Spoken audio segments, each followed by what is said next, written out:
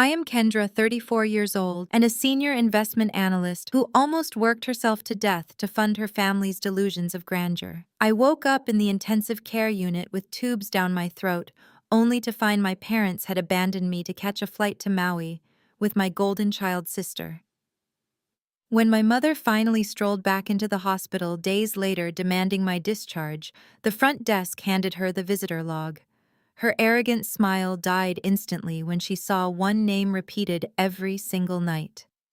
Before I continue this story, let me know where you are watching from in the comments below. Hit like and subscribe if you have ever given everything to people who would not even give you the time of day. The harsh fluorescent lights of the intensive care unit blinded me as I slowly regained consciousness. The rhythmic beeping of the heart monitor next to my bed was the only sound in the sterile room. I tried to swallow, but my throat was raw, scraped entirely bare from the intubation tube that had recently been removed. Every muscle in my body felt like it was made of lead. I was 34 years old, a senior investment analyst at one of the top financial firms in Chicago, and my body had simply shut down. For the past 8 months, I had been working 80-hour weeks, analyzing market trends, running risk assessments, and drinking unhealthy amounts of black coffee just to keep my eyes open. I did not work this hard to buy designer clothes or luxury cars.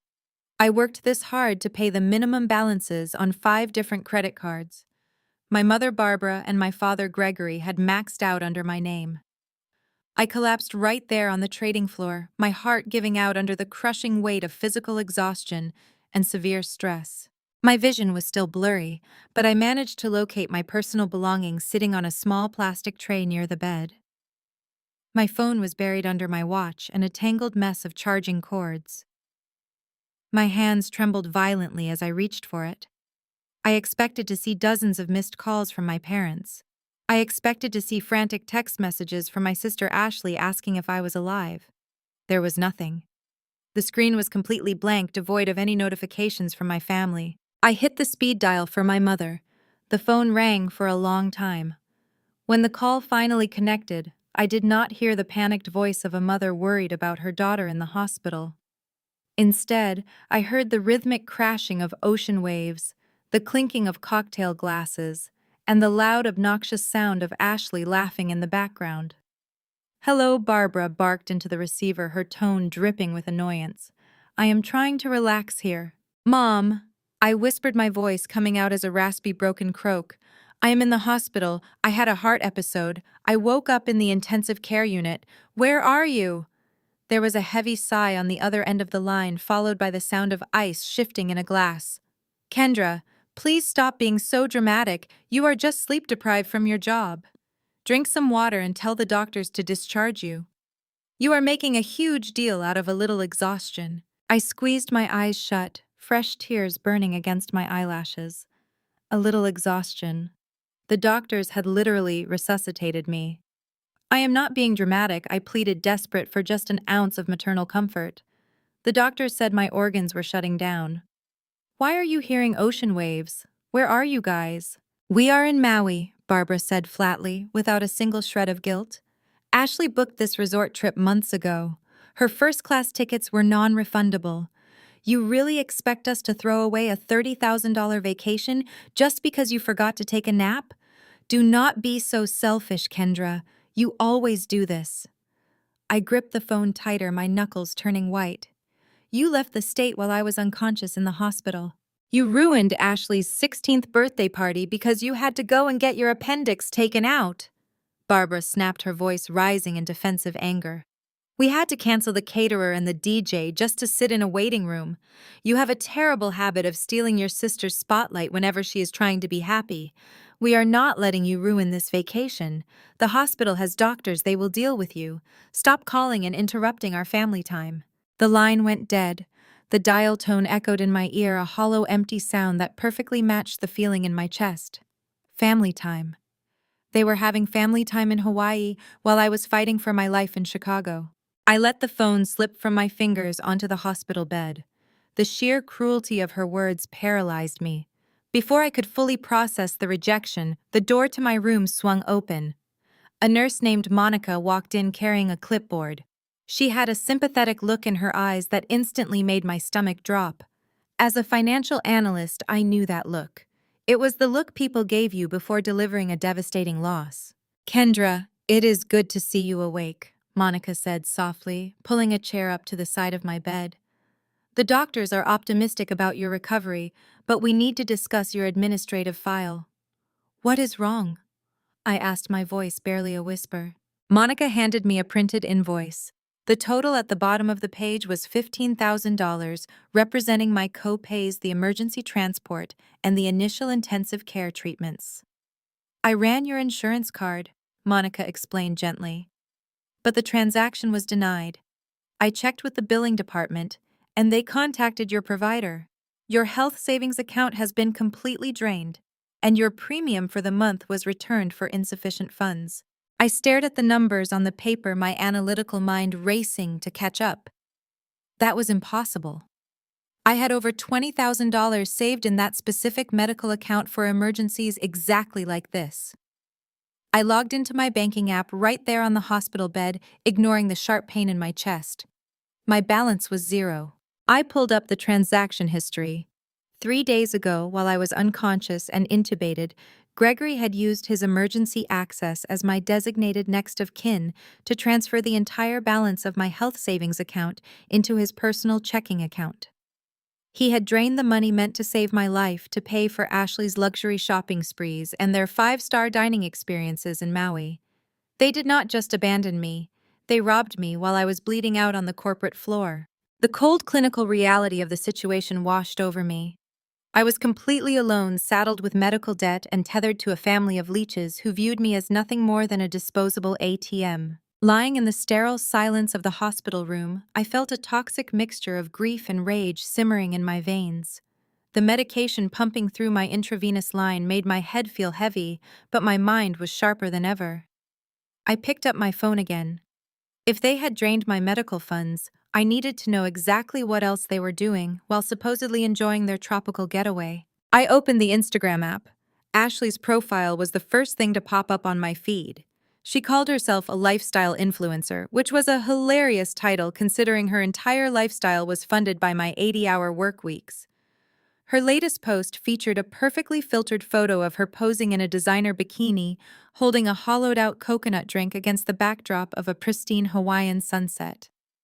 But it was the caption that made my blood run absolutely cold. "Crying all my tears into the ocean today," Ashley had written, accompanied by a broken heart emoji. "It is so exhausting dealing with toxic family members who fake hospital emergencies just to sabotage your peace. Taking this vacation to protect my mental health. Remember, guys, you do not have to tolerate manipulative siblings who crave attention." Sending positive vibes from Maui. Vibes. She was playing the victim. She had taken the fact that I nearly died from cardiac exhaustion, twisted it into a malicious lie, and broadcast it to her 50,000 followers as a sob story to garner sympathy. I clicked on the comments section. The replies were a sickening echo chamber of extended relatives and fake friends enabling her delusion. My Aunt Patricia had commented, "You are so brave, Ashley. She has been holding her paycheck over your parents' heads since she was 18. You guys deserve this luxury vacation. Do not let her toxic energy ruin your resort time." Another cousin replied, "I cannot believe she pulled the hospital card again. So manipulative. Enjoy the beach, babe." I stared at the screen, my vision blurring with angry tears, holding my paycheck over their heads. Since I was 18 years old, I had paid the mortgage on Barbara and Gregory's house. I had paid off the loans they took out to fund Ashley's failed business ventures. I had sacrificed my own social life, my relationships, and ultimately my physical health just to keep them from declaring bankruptcy. And this was how they repaid me. By painting me as a manipulative monster while spending my stolen money on a beach. My fingers hovered over the keyboard. I wanted to type a furious response. I wanted to attach the hospital bill, a photo of the tubes in my arms, the screenshot of Gregory draining my health savings account. I wanted to scorch the earth and expose them all. But the physical exhaustion gripped my chest, a sharp warning from my heart to calm down. Engaging with them publicly would only fuel Ashley's victim narrative. I locked my phone and set it down, taking deep, measured breaths to stabilize my heart rate. I needed to think like an analyst. I needed to evaluate the liabilities and cut my losses. Just as I closed my eyes, my phone vibrated with a push notification from my primary bank. It was an automated alert from the lending department. Congratulations on your new title loan. The funds have been successfully dispersed to your linked checking account. My eyes snapped open. I snatched the phone and logged directly into my secure banking portal. My heart hammered violently against my ribs as I reviewed the newly generated loan documents. Someone had just taken out a high-interest title loan against my fully paid-off luxury SUV. The loan was for $40,000. I scrolled down to the digital signature line. The electronic signature matched Gregory's name, accompanied by a power of attorney authorization form that I had supposedly signed. My father had kept a copy of an old emergency financial authorization form from when I traveled overseas for work years ago. He had updated the dates, forged my signature, and used it to leverage my car for cash. I looked at the spending history on the newly deposited funds. In the span of 10 minutes, Gregory had transferred the entire $40,000 to Ashley's account. He had stolen my car, saddled me with a predatory debt carrying a massive interest rate, and handed the cash to his golden child so she could buy designer handbags in Hawaii while complaining about my toxic energy. The sheer, unadulterated audacity of their greed was paralyzing. I could not breathe. The monitors attached to my chest began to beep frantically as my heart rate skyrocketed. Nurse Monica rushed into the room, quickly adjusting the medication drip and urging me to calm down. I cannot calm down. I gasped, tears of pure frustration streaming down my face. They took everything. They left me here to die, and they took everything. Monica did not offer empty platitudes. She held my hand firmly and stayed by my side until the medication forced my racing heart to slow down. When my eyes finally grew heavy, I surrendered to the darkness, realizing that the family I had broken my back to support was the very thing trying to destroy me. Despair is a quiet, creeping thing. It settles into your bones when the hospital room goes dark, and the visitor chairs remain empty day after day. By my third night in the intensive care unit, the reality of my isolation had completely broken my spirit. I had no emergency contacts left to call. I had no partner. I had alienated my friends because I was always too busy working to fund my parents' lifestyle. I was utterly and profoundly alone. Around 2 in the morning, I woke up in a hazy medication-induced stupor. The ward was silent save for the hum of the ventilation system. I blinked against the dim light filtering in from the hallway. Through my blurred vision, I saw a silhouette standing at the foot of my hospital bed. It was a man. He was tall, dressed in a bespoke charcoal suit that looked entirely out of place in a sterile medical facility. His silver hair caught the faint glow of the monitor screens. He did not move. He did not speak. He just stood there, his hands clasped in front of him, watching me with an expression of intense, unreadable focus. I tried to speak to ask him who he was, but my vocal cords refused to cooperate. My eyelids grew heavy. I convinced myself it was a hallucination, a side effect of the heavy painkillers masking the ache in my chest. When I opened my eyes again, the room was empty. The man in the suit was gone, leaving behind only the lingering scent of expensive cedar and rain. When morning finally broke, the bright morning light chasing away the shadows of the night, Nurse Monica came in to check my vitals. I watched her chart my progress, my mind returning to the strange vision at the foot of my bed. "Monica," I asked, my voice sounding stronger than the previous day. "Was there someone in my room last night?" "An older man in a suit." Monica paused, her pen hovering over the clipboard. A small, knowing smile played on her lips. "So you were awake for his visit this time?"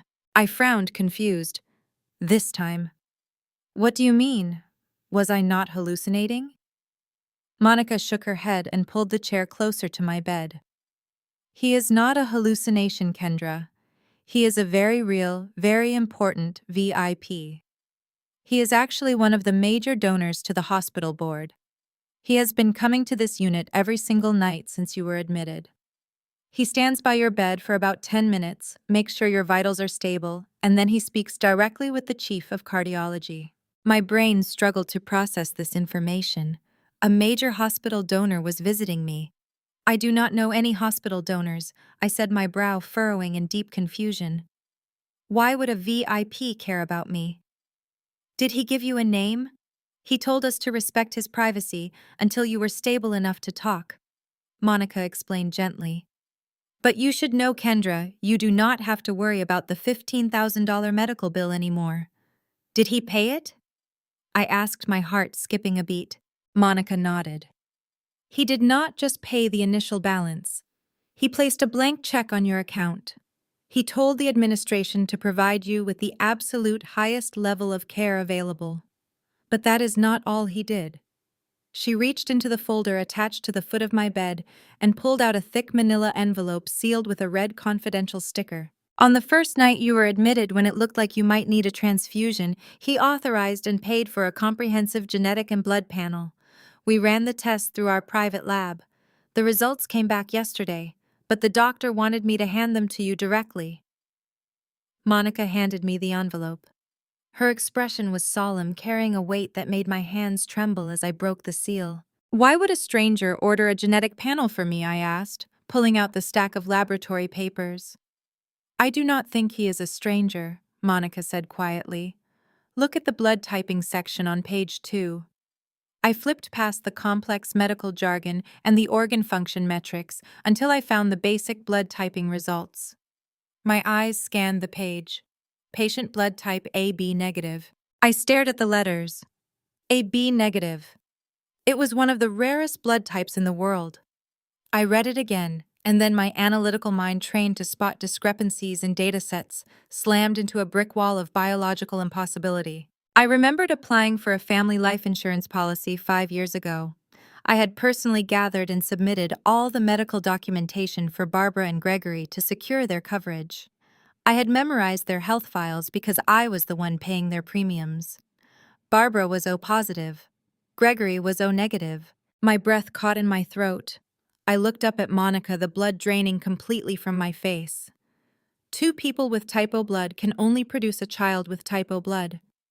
It is a fundamental law of genetics. A type O mother and a type O father cannot, under any biological circumstances, produce a child with an AB negative blood type. Monica watched the realization wash over my features. She knew exactly what I was looking at. The chief of medicine noticed the discrepancy when we pulled your childhood medical history from the archive, she said softly. According to the old files Barbara submitted when you were a kid, your blood type was listed as O negative, matching Gregory. Someone deliberately falsified your pediatric records, Kendra. The walls of the intensive care unit felt like they were closing in on me. 34 years. For 34 years, I had lived under the crushing weight of Barbara and Gregory's expectations. I had sacrificed my youth, my finances, and my physical heart to repay the debt of their parenting. I had accepted the role of the ungrateful daughter, the toxic sister, the family, ATM, all because I believed I was bound to them by blood. But the ink on the laboratory paper did not lie. They were not my parents. The family that had bled me dry, stolen my car, drained my health savings, and abandoned me to die while they vacationed in Hawaii, had absolutely no biological connection to me. Who am I? I whispered, staring blindly at the document, the entire foundation of my existence shattering into a million jagged pieces. And more importantly, I thought, as the image of the silver-haired man in the bespoke suit flashed through my mind, who is the man coming to my room every night? The despair that had weighed me down vanished, replaced by a cold, calculating clarity. I was an investment analyst. I specialized in dismantling fraudulent companies and exposing bad debts. Barbara and Gregory had just become the biggest fraud case of my life. I folded the medical document and placed it carefully back into the envelope. The golden child was enjoying her luxury vacation on my dime, completely unaware that the bank was officially closed. The tears were gone. It was time to audit the family. On the 5th day of my confinement in the intensive care unit, the heavy oak doors to my private recovery suite flew open so violently they struck the wall stoppers with a loud crack. The sterile clinical scent of the hospital was instantly overpowered by the overwhelming stench of expensive coconut tanning oil and stale airport coffee. Barbara marched into the room like a general inspecting a disappointing battalion. She was wearing a vibrant floral resort dress that clashed horribly with the furious red flush of her face. Right behind her trailed Ashley, sporting a fresh golden tan and dragging 3 massive designer shopping bags. Neither of them paused to look at the sophisticated heart monitors still attached to my chest. They did not ask how I was feeling. They did not ask what the doctors had concluded about my total organ failure. Barbara marched straight to the foot of my bed and slapped her oversized leather purse onto my mattress, jarring my legs. "How long are you going to lie here and milk this?"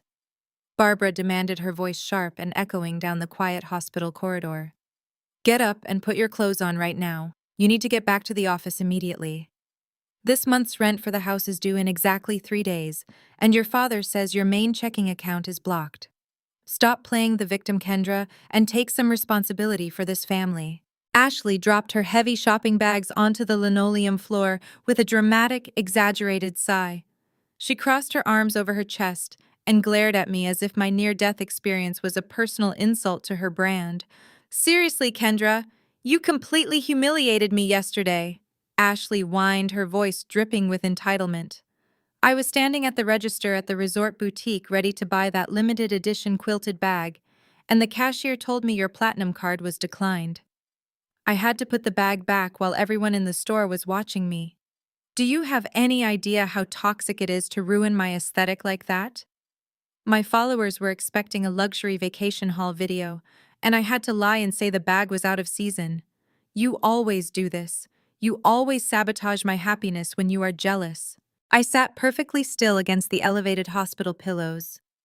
2 days ago, their harsh words would have crushed my spirit. 2 days ago, the intense guilt of failing my family would have sent my heart rate spiking all over again, triggering the alarms. But today, armed with the undeniable blood test results, hidden safely under my mattress, I felt absolutely nothing but a cold surgical clarity. I looked closely at Barbara. I analyzed the shape of her jaw, the color of her eyes, the complete lack of any shared genetic traits between us. The woman screaming at me to get out of a hospital bed just to pay her rent was a total stranger. She was a criminal who had stolen my entire life. My card was declined because the bank fraud department flagged it. I said, keeping my voice dangerously level and devoid of any emotion. Just like they flagged the $40,000 title loan Gregory took out on my vehicle using a forged power of attorney. You literally stole the car I worked 80 hours a week to pay off just so you could buy designer clothes on a beach while my organs were shutting down. Barbara did not even flinch at the accusation of grand theft. She actually rolled her eyes and scoffed loudly, treating federal fraud like a minor inconvenience. Forged. "Please do not be so dramatic," Barbara snapped, waving her hand dismissively. "You signed an emergency authorization for us years ago. Gregory just updated the dates to keep this family afloat while you threw your little medical tantrum. We had to pay out of pocket for Ashley to upgrade her return flights because your hospital stunt ruined our original travel itinerary. You owe us that money, Kendra. We raised you. We fed you. We gave you a roof over your head. You are acting like a selfish brat over a stupid car when you should be getting on your knees and thanking us for everything we sacrificed." Ashley chimed in, picking at her manicured nails. "Yeah, and besides, the bank already approved it, so the money is ours now. You need to call your boss and beg for your job back because my credit card is still frozen and I have a spa weekend booked for tomorrow." The blatant psychological manipulation was staggering. For over a decade, they had conditioned me to believe that my only value on this earth was my ability to generate income for them. They had weaponized the concept of family loyalty, convincing me that paying off their endless debts was the only way to repay them for simply feeding me as a child. But looking at them now, standing in my hospital room surrounded by luxury shopping bags purchased with my stolen funds, The illusion was completely shattered. I was not looking at a mother and a sister. I was looking at parasites who had finally sucked their host completely dry. I am not paying another dime for this luxury hotel room masquerading as a hospital, Barbara declared, marching over to the wall panel and pressing the nurse call button repeatedly. I am your mother and your designated medical proxy. I am discharging you right now. Get dressed, Kendra. We are leaving and you are going straight to the bank to fix this mess. The heavy suite door opened, but it was not Nurse Monica responding to the call button. It was the chief of medicine, Dr. Evans, flanked by the stern-faced floor receptionist. Dr. Evans stepped into the room, his expression completely unreadable and strictly professional as he deliberately positioned his body to block Barbara from reaching my intravenous lines. If you intend to remove the patient against medical advice, you must sign the legal discharge and liability forms at the front desk. Dr. Evans stated, his voice commanding absolute authority. Barbara huffed impatiently, stepping aggressively toward the doorway and snatching the pen right out of the receptionist's hand. Fine. Give me the paperwork so we can get out of here. The receptionist stepped forward, but she did not hand over the standard medical release forms. Instead, she held out a thick leather-bound ledger. Before I can process the liability forms, hospital policy requires the designated next of kin to verify and sign out the overnight visitor log for this private wing, the receptionist stated plainly. Barbara grabbed the heavy book with an annoyed sigh, flipping to the current date. She raised her pen to sign her name, completely unaware that she was about to look directly at the trap I had been waiting for her to spring. Barbara's eyes darted down to the open page of the leather-bound ledger. I watched from my hospital bed as the color drained completely from her face. The arrogant, self-righteous sneer that she had worn like a crown for my entire life vanished in an instant. Her jaw went slack. The heavy luxury pen slipped from her trembling fingers and clattered loudly against the polished hospital floor. The sound echoed sharply in the tense silence of the room. What is wrong with you? Ashley complained, shifting her designer shopping bags to her other arm. Just sign the stupid paper so we can leave. I have a dinner reservation at a sushi place downtown and I need to fix my makeup. Barbara did not respond. She could not respond. She was staring at the ink on the page as if it were a venomous snake preparing to strike. From my vantage point, I knew exactly what she was looking at. Right there, stamped at 2 o'clock in the morning for 5 consecutive nights, was a bold, authoritative signature: Harrison Lockwood. The name of the healthcare real estate mogul. The name of the man who had ordered my genetic testing. The name of my actual biological father. Dr. Evans stood with his arms crossed, watching Barbara's spectacular meltdown with clinical detachment. Is there a problem with the visitor log, ma'am? He asked, his voice deliberately polite, but carrying an edge of sharp authority. If you are the designated next of kin, you must verify the individuals who have been granted after-hours access to this patient. Barbara took a staggering step backward, bumping into Ashley. She looked like she had just seen a ghost. Her breathing became shallow and erratic. She raised her shaking hands to her face, completely ignoring the doctor, the receptionist, and her golden child daughter. Before anyone else could speak, the heavy suite doors swung open again. Gregory marched into the room, jingling his car keys and scowling. The valet parking at this hospital is an absolute scam, he grumbled loudly, completely oblivious to the suffocating tension in the room. I had to pay $40 just to leave the car for 10 minutes. Barbara, did you get her discharged yet? We need to go to the bank before it closes so she can clear up this credit card situation. Barbara gasped. Her voice was barely a strangled whisper. She lunged forward, her manicured nails digging violently into his forearm. We have to get out of here. Right now. What are you talking about? Gregory demanded, trying to pull his arm away from her frantic grip. We are not leaving without her. The mortgage is due. Barbara did not explain. She physically dragged him backward toward the hallway, her eyes wide with a manic, terrified energy.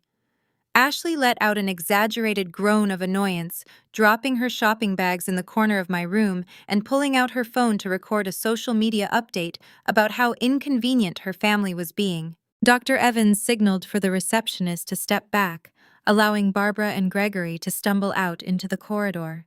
The heavy door swung shut behind them, leaving a narrow crack open.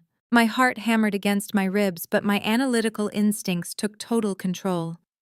The panic in Barbara's eyes was not just surprise, it was the raw, primal fear of a criminal who had just realized the authorities were closing in. I had to know what she was saying.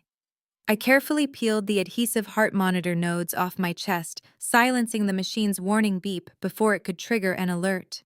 I slipped my bare feet out of the hospital bed, ignoring the sharp, protesting ache in my exhausted muscles. Every step I took toward the door required intense focus, but the adrenaline surging through my veins pushed the pain away. I pressed my back against the cool wall just inside the doorway, holding my breath as I listened to the frantic, hushed voices echoing from the secluded corner of the hallway. "Are you out of your mind?" Gregory hissed. "What is wrong with you? We need to force her to transfer the funds before the bank freezes everything." He found her. Barbara choked out her voice, trembling so violently it sounded like she was shivering. Harrison Lockwood found her. There was a dead heavy silence in the hallway. I could perfectly picture the arrogant scowl being wiped right off Gregory's face.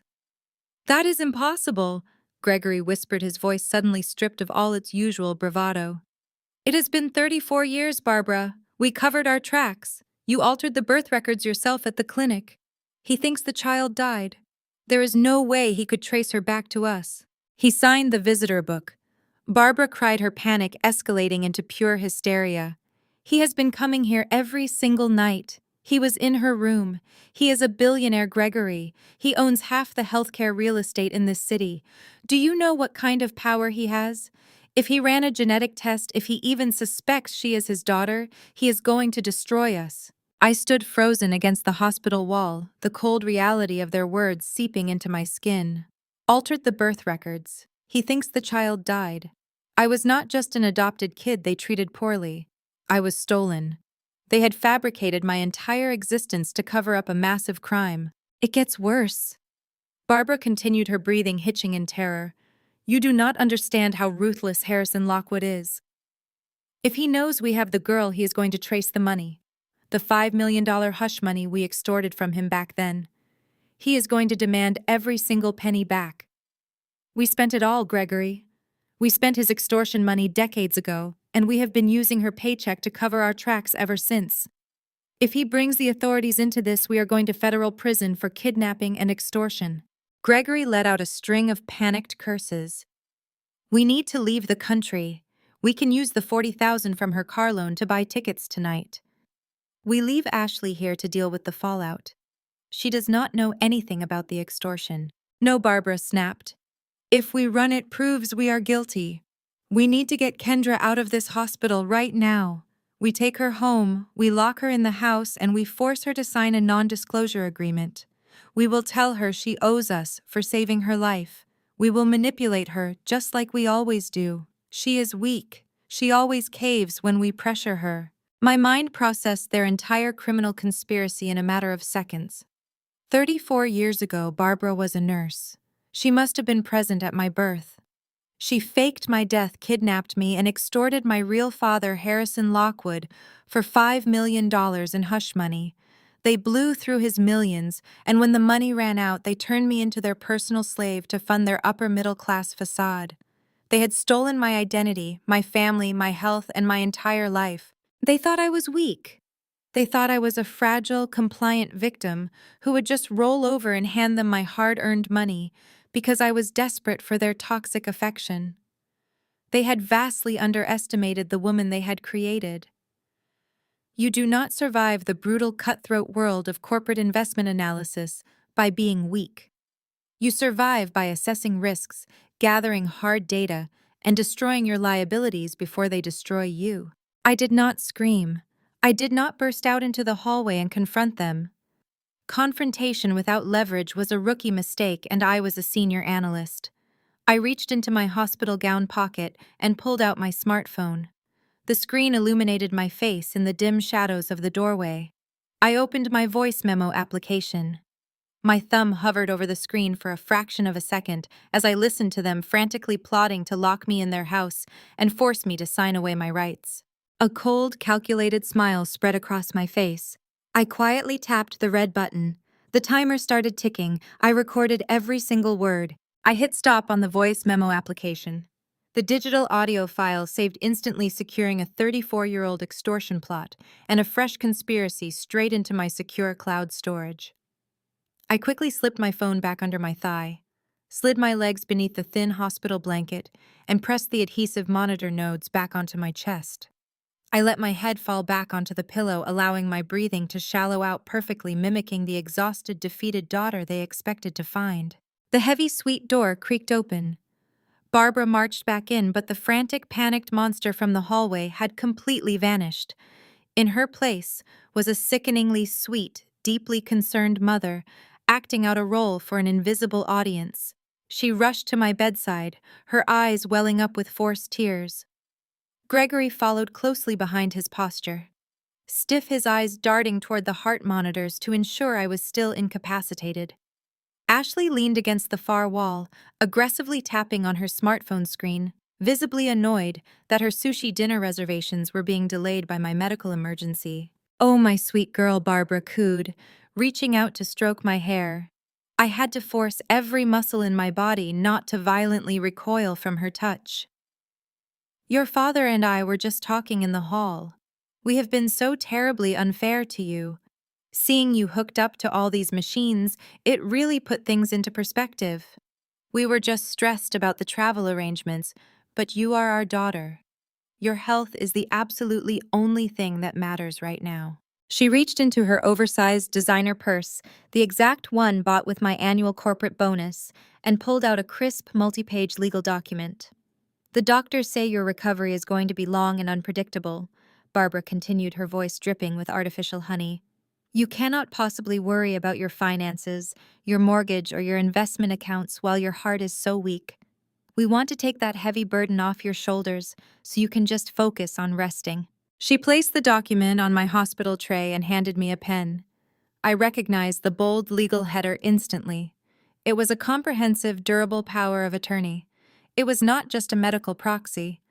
This specific legal instrument was drafted to grant Barbara and Gregory absolute, unrestricted access to my real estate assets, my retirement portfolios, and the deed to my downtown Chicago condo.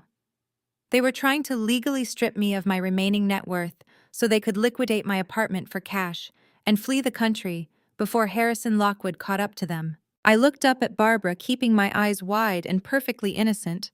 "I do not know, Mom," I rasped, playing the hesitant, compliant victim they were used to abusing.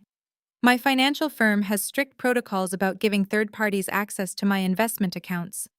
I think I should just call my human resources department tomorrow and have corporate legal handle my leave of absence." Gregory stepped forward. The fake supportive father routine dropped, instantly replaced by the cold, calculating enforcer I had feared my entire life.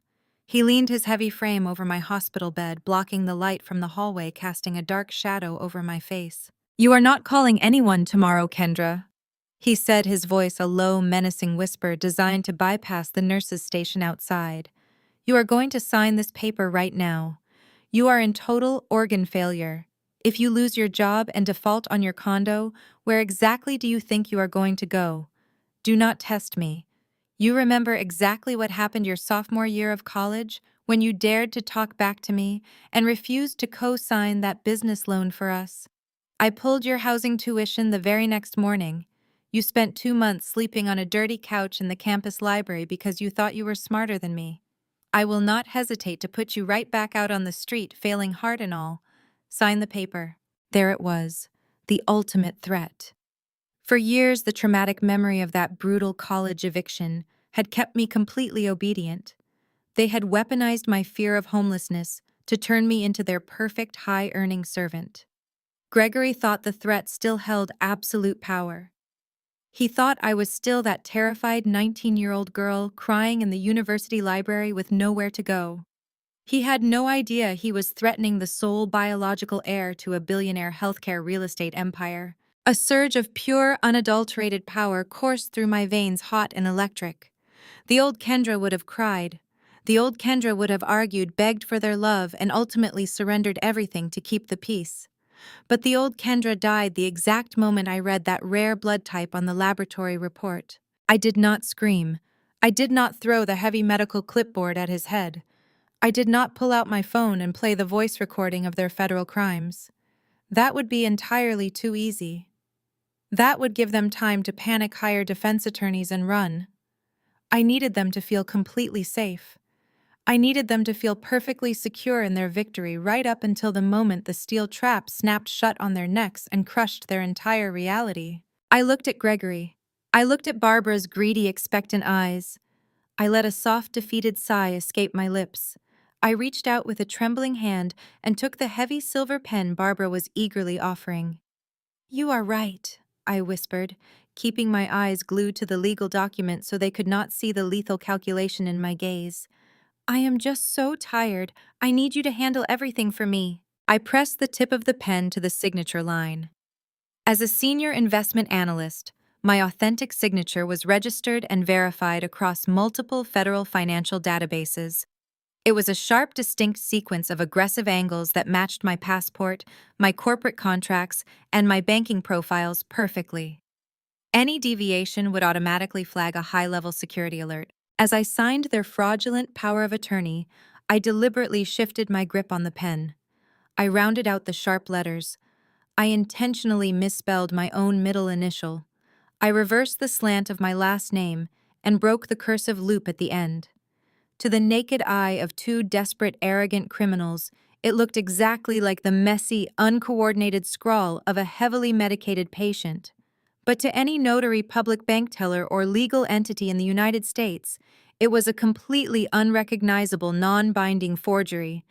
I had just rendered their escape plan entirely useless. I handed the clipboard back to Barbara.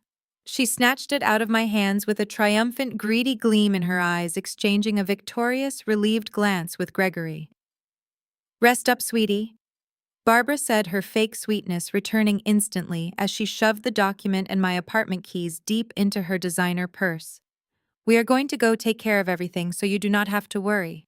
Ashley huffed loudly, turning on her heel and marching out the hospital door without a single word of goodbye or a second glance in my direction. Gregory and Barbara quickly followed her, eager to get to the bank, the heavy suite door clicking firmly shut behind them. I lay back against the pristine white pillows in the quiet, empty room. I looked at my right hand, still bearing the faint indent of the pen, and a cold, dangerous smile spread across my face. They walked out of this hospital genuinely believing they had just stolen my life and secured their escape. They did not realize I had just handed them a worthless piece of paper that would lock them directly into a federal fraud investigation. The game had officially begun, and I was going to utterly destroy them. Less than 24 hours later, I walked out the sliding glass doors of the medical center. My chest still ached with every deep breath, and my physical strength was running on a dangerous deficit, but my mind was completely galvanized. I did not hail a cab to go back to my empty apartment. I certainly did not head to my corporate office to grovel for my job. I went straight to the sleek glass-paneled high-rise in the financial district that housed the most ruthless legal minds in Chicago. I bypassed the reception desk and walked directly into the corner office of David, a high-powered attorney specializing exclusively in complex financial fraud. David and I had collaborated on multiple corporate embezzlement cases over the past 5 years. We were cut from the exact same cloth. We did not deal in emotions. We dealt in hard data, undeniable evidence, and total asset destruction. He knew my analytical capabilities, and I knew his legal lethality. "Kendra," David said, standing up from behind his massive mahogany desk, his sharp eyes immediately scanning my pale face and the faint bruising on my arms from the intravenous lines. "You look like you just climbed out of a grave. Your firm sent an automated alert about a medical leave of absence. What exactly is going on?" I did not waste a single second on pleasantries. I dropped my smartphone onto the center of his pristine glass desk. I pulled the sealed envelope containing the laboratory results from my coat pocket and placed it right next to the phone. "I need you to initiate a federal fraud investigation." I stated, my voice as cold and hard as the marble floors beneath our feet. "And I need to build a financial guillotine for the people who raised me." David did not ask any pointless questions. He sat back down, steepled his fingers together, and nodded for me to begin. I tapped the screen of my phone and hit play on the voice memo. The high-quality audio file filled the quiet, soundproofed office. Barbara and Gregory's frantic, hushed voices echoed through the room. We heard Barbara hyperventilating about Harrison Lockwood finding me. We heard Gregory discussing the $5 million hush money they had extorted decades ago. We heard them explicitly laying out their immediate plan to trap me in their house, force me to sign away my assets, and flee the jurisdiction. David listened with the absolute stillness of a predator catching a scent. As a financial fraud attorney, he was accustomed to corporate greed, but hearing parents orchestrate the financial and physical captivity of their own daughter was an entirely different level of depravity. When the recording finished, the silence in the office was deafening. I reached out and slid the laboratory envelope across the desk. I am an AB negative blood type, David. Barbara and Gregory are both O blood types. They are not my parents. They never were. I was a hostage they used to extort a billionaire, and when they ran out of his money, they brainwashed me into becoming their personal high-earning ATM. David opened the envelope, quickly scanning the official medical markers. His jaw tightened into a rigid line. This is a massive federal crime, Kendra. Kidnapping, grand extortion, and decades of wire fraud. But they are desperate now. Desperate people make sloppy, aggressive mistakes. Tell me exactly what happened after you stopped recording. I pulled up the encrypted photo gallery on my phone. When Barbara was not looking, I snapped high-resolution images of every single page of the durable power of attorney they tried to force me to sign. I mirrored my signature so the document is legally void, but I need you to see the actual terms they drafted. David took my phone and zoomed in on the heavily dense legal text of the third page. His eyes narrowed sharply as he read through the fine print. He let out a low, humorless laugh. They did not just want to steal your downtown condo and your primary checking accounts. Kendra, David explained, pointing his pen at a deeply buried subclause in the document. Look at this specific designation.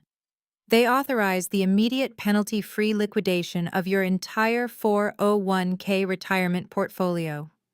They were planning to completely empty your corporate retirement fund, take the massive tax penalty hit under your Social Security number, and walk away with over $200,000 in clean cash.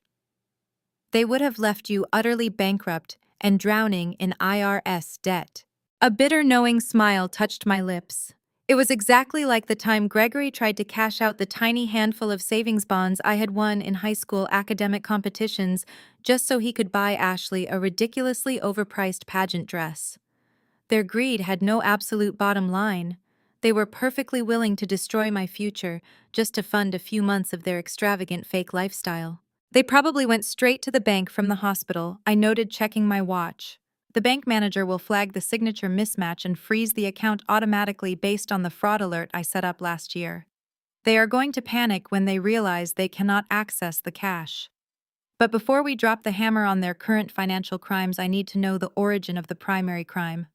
I need to know exactly how they managed to fake my identity for 34 years without triggering a single government red flag. David nodded, his fingers already flying across his secure, multi-encrypted keyboard. Let us dig into the bedrock. If Barbara was a nurse 34 years ago, and they extorted Harrison Lockwood, they had to have created a flawless paper trail to cover up the missing child. I am logging into a restricted municipal database that bypasses standard public search limitations. We are going to pull the county birth records from the exact week you were born. I walked around the desk and stood behind David, watching the glowing monitors as lines of encrypted code and archived public records flashed across the screens. The tension in the room thickened with every passing second. This was the moment that would completely rewrite my entire reality. David bypassed 3 separate security firewalls, accessing the deeply buried microfiche archives from the specific county hospital where Barbara had been employed 3 decades ago. He cross-referenced the date of birth listed on my current driver's license with the hospital's maternal discharge records from that exact week. David froze. His hands stopped moving over the keyboard. He leaned closer to the monitor, his eyes scanning the digitized, yellowed birth certificate that had served as the foundational document of my entire existence. Kendra, David said, his voice dropping an octave, carrying a weight of absolute shock. Look at the formatting of this certificate. I leaned in, analyzing the document. The official county seal was present. My name was typed clearly. Barbara and Gregory were listed as the biological mother and father. But as an analyst trained to spot irregularities in official paperwork, I saw the glaring error almost immediately. Look at the signature of the attending physician. David pointed to the bottom right corner of the document. Dr. Arthur Vance. I just ran his medical license number through the state registry. Dr. Arthur Vance was a pediatrician who died in a car accident 3 months before this birth certificate was supposedly issued. The cold, terrifying truth slammed into me with the force of a freight train. He never worked at that hospital. David continued, his fingers flying across the keyboard to pull up the employment archives. He never signed this document. Barbara used the medical license number of a deceased doctor to bypass the hospital administration system. This birth certificate is a complete fabrication. It was forged exactly 34 years ago. You do not exist in the biological registry of this family, Kendra. You are a ghost they created on paper to hide a stolen child. I stared at the glowing monitor, the yellowed, falsified birth certificate burning itself into my retinas. A ghost. I was a completely fabricated legal entity manufactured to cover up a crime so heinous it defied all logical comprehension. My analytical mind, usually running complex risk assessments and market projections, immediately shifted into forensic mode. If Barbara and Gregory were not my parents, then Harrison Lockwood was not just a random billionaire checking on a charity case in the intensive care unit. He was the biological father I had been stolen from. David did not waste time offering useless apologies. He immediately opened a highly classified financial database, his fingers hammering the keys with ruthless precision. We need to trace the capital, David stated, his eyes locked on the screen. Criminals like Barbara and Gregory do not orchestrate a high-level kidnapping and identity forgery just to play house. They do it for the payout. We are going to audit Harrison Lockwood's financial disclosures from exactly 34 years ago. We are looking for a massive, unexplained capital drain. I pulled up a secondary encrypted terminal on David's desk, ignoring the sharp pain radiating from my healing chest. I cross-referenced Harrison Lockwood's corporate filings from the late 1980s. At the time, Harrison was just beginning to build his massive healthcare real estate empire. He was acquiring local medical facilities, consolidating clinics, and establishing his reputation. Look at this, I said, pointing to a heavily redacted settlement, filing buried deep in a corporate ledger from exactly 34 years ago. 3 days after my falsified birth certificate was stamped, Harrison's primary holding company authorized a $5 million liquid transfer to an offshore anonymous trust fund. The transaction is coded under a strict non-disclosure agreement categorized as a severe medical malpractice liability settlement. David quickly bypassed the archaic redaction software, pulling the original case file from the municipal archives. He scanned the legal brief, and the blood drained from his face for the second time that hour. Kendra, he said, his voice dropping to a harsh whisper. Harrison's wife went into premature labor at a private clinic he had just acquired. The attending private neonatal nurse on duty that night was Barbara. The pieces of the 34-year-old puzzle snapped together with brutal, sickening clarity. I read the digitized hospital incident report over David's shoulder. According to the falsified medical records Barbara had filed, the premature infant suffered catastrophic respiratory failure and was pronounced dead within hours of delivery. Harrison's wife, heavily sedated and recovering from emergency surgery, never even got to hold her child. But the baby did not die. I did not die. They did not just kidnap you, David said, piecing together the financial extortion plot. Look at the shell company that received the $5 million transfer.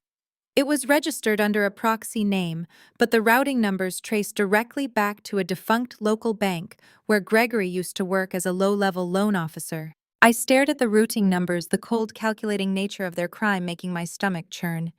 It was the perfect extortion scheme. Barbara orchestrated a scenario where the baby was pronounced dead due to gross medical negligence. Then Gregory used his banking knowledge to set up an anonymous shell corporation. They threatened to leak the falsified medical records to the press, framing the infant's death as a direct result of Harrison's newly acquired clinic cutting corners. A massive public scandal would have utterly destroyed his emerging real estate empire and devastated his grieving wife. To protect his company and shield his wife from a horrific public trial, Harrison quietly paid the $5 million ransom disguised as a malpractice settlement. He thought he was buying silence for a tragedy. He had no idea he was funding his own daughter's kidnappers. "They took the $5 million," I whispered, my voice laced with a lethal, icy calm. "They smuggled a premature baby out of the hospital, faked a birth certificate using a deceased doctor's medical license, and walked away with a fortune." David pulled up Gregory's historical tax returns, projecting them onto the large screen on the wall. "And they blew every single penny of it," he stated, highlighting a decade of disastrous financial decisions. Gregory poured millions into failed business ventures, reckless real estate flips, and luxury vehicles. Barbara burned through the rest on designer clothes, country club memberships, and extravagant vacations. By the time you turned 18, the extortion money was completely gone. They were facing total bankruptcy. The horrifying reality of my entire upbringing hit me with the force of a physical blow. They did not raise me out of some twisted sense of parental obligation. They kept me because I was an appreciating asset. When the $5 million evaporated, they realized the stolen child living in their house possessed a genius-level intellect and an obsessive work ethic. They had weaponized my gratitude. They spent years aggressively gaslighting me into believing I owed them my life because they had sacrificed so much to raise me. Every time they maxed out a credit card, every time Ashley demanded a luxury vacation, they reminded me of my duty to the family. I was not a daughter to them. I was a high-yield bond. I was the replacement capital for the extortion money they had squandered. I thought about the 80-hour work weeks. I thought about the severe panic attacks I suffered in college trying to maintain my scholarships just so I could send my internship money back home to pay their mortgage. I thought about the heart failure that had nearly killed me 3 days ago, all brought on by the crushing stress of keeping my kidnappers out of debt. The rage that ignited inside me was not a fiery, explosive anger. It was a cold, absolute zero darkness. They were going to pay for every single hour of my stolen life. "We need to secure this evidence immediately." I told David, my strategic mindset locking into place. "We are going to freeze their remaining credit lines, block the fraudulent title loan on my car, and prepare a federal dossier for the authorities. But we cannot spook them yet. I want them to feel entirely untouchable right up until the moment the FBI kicks their door off its hinges." David nodded, his fingers moving rapidly to encrypt the files and copy them to a secure offshore server. "I am drafting the asset freeze requests right now. I will have the bank lock down their routing numbers under suspicion of identity theft within the hour. They will not be able to buy a cup of coffee." I stood up, adjusting the collar of my coat, preparing to head back to my apartment to gather my remaining financial documents. The game board had been completely reset. The golden child was currently lounging on a beach in Maui, spending stolen money while her fake parents were busy forging legal documents to steal my condo. They were completely unaware that the ghost they had created was about to become their ultimate executioner. Just as I turned toward the office door, my smartphone buzzed violently in my pocket. It was the specific high-priority alert tone assigned exclusively to my corporate executive team. I pulled the phone out, expecting a routine check-in regarding my medical leave of absence. Instead, I saw an urgent encrypted text message from Director Mitchell, the head of the Compliance and Ethics Board at my investment firm. My eyes scanned the message, and the cold clarity in my veins instantly turned to sharp, defensive adrenaline. "Kendra," the text read, accompanied by a high-priority red flag icon. "Your sister just sent a mass email to the entire executive board attaching financial ledgers accusing you of actively embezzling corporate funds to pay for your personal medical expenses. The board of directors has called an emergency meeting. They demand your immediate suspension effective right now. Security has been instructed to revoke your building access and freeze your trading terminals. Do not contact any clients." I stared at the screen, my jaw clenching so tightly my teeth ached. Ashley, the spoiled, arrogant parasite, had not just stolen my money to go to Hawaii. When she realized my credit card had been declined at the resort boutique, she did not just complain about it. She retaliated in the most vicious, destructive way possible. In a pathetic attempt to punish me for her ruined shopping spree, she had fabricated evidence of corporate embezzlement and sent it to my bosses. She was trying to completely destroy the career I had literally sacrificed my physical heart to build. I slammed my phone face down onto the pristine glass surface of David's desk. The sharp crack echoed in the quiet office. David looked up from his dual monitors, instantly recognizing the dangerous shift in my posture. As a seasoned fraud attorney, he knew exactly what a client looked like right before they went to war. What did they do now? David asked, his voice dropping to a serious, completely professional tone. I took a slow, measured breath, forcing the violent spike of adrenaline in my chest to stabilize. Ashley just sent a mass email to the executive board of my investment firm. She attached falsified financial ledgers and formally accused me of actively embezzling corporate capital to pay for my intensive care medical bills. The board has called an emergency session. Director Mitchell just informed me that I am suspended immediately pending a full corporate investigation. They locked me out of the building and froze my trading terminals. David cursed under his breath, reaching instantly for his office phone. I am calling your firm's general counsel right now. This is malicious defamation and tortious interference. I will have a cease and desist order filed against your sister before the hour is up. No, I said, holding up my hand to stop him. Put the phone down, David. I handle this myself. They want to play with data, then they get to play in my arena. I walked around the large desk and pulled up a chair next to his secondary computer terminal. I did not cry. I did not panic. I did not let the terror of losing my high six-figure salary paralyze my analytical mind. Ashley had just made the most catastrophic mistake of her pathetic, shallow life. She was an amateur pretending to be a corporate assassin. She thought sending an anonymous email with a few manipulated spreadsheets would be enough to bring down a senior investment analyst. She was about to find out exactly why I was the highest paid woman on my trading floor. I picked up my phone and bypassed the standard human resources channels, dialing Director Mitchell's direct private line.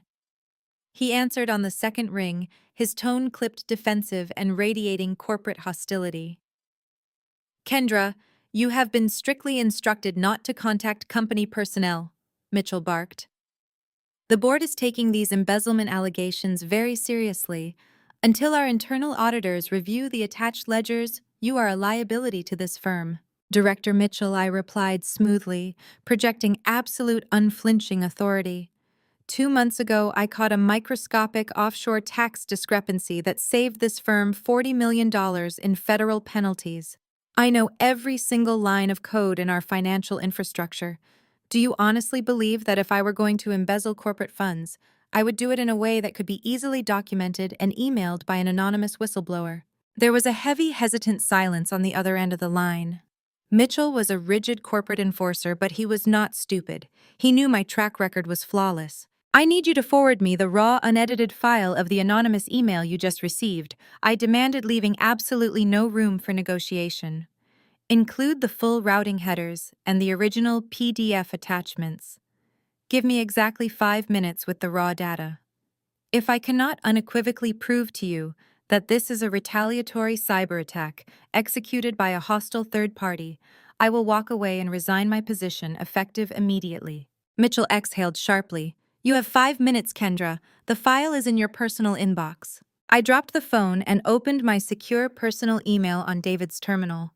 I downloaded the raw data file Mitchell had forwarded. Ashley had tried to be incredibly clever. She had used a generic encrypted email service to send the message. She had taken screenshots of my personal banking transfers, the exact transfers I had been making for years to cover Barbara and Gregory's endless debts, and manipulated the headers to make them look like unauthorized corporate wire dumps. But Ashley was an internet influencer, not a forensic accountant. She operated on sheer arrogance and left massive glowing digital fingerprints all over her crime scene. I opened the command terminal on the computer and ran a rapid, aggressive trace on the originating internet protocol address, buried deep within the email's hidden routing header. Ashley had not even bothered to route her connection through a secure virtual private network. She had not masked her location. She had sent the email using a direct static connection. Within 40 seconds, the terminal spit out the exact geographic location coordinates and the registered service provider. I pulled up my personal monthly billing spreadsheets and cross-referenced the data. The Internet Protocol address attached to the malicious email matched the exact residential internet account that I have been paying for every single month for the past decade. It was the specific Wi-Fi network at Barbara and Gregory's suburban Chicago house. "Got you," I whispered, a predatory smile touching the corners of my mouth. I dug even deeper, right into the foundational metadata of the attached PDF documents she had sent to the board. The author tag on the document properties had not been scrubbed or hidden.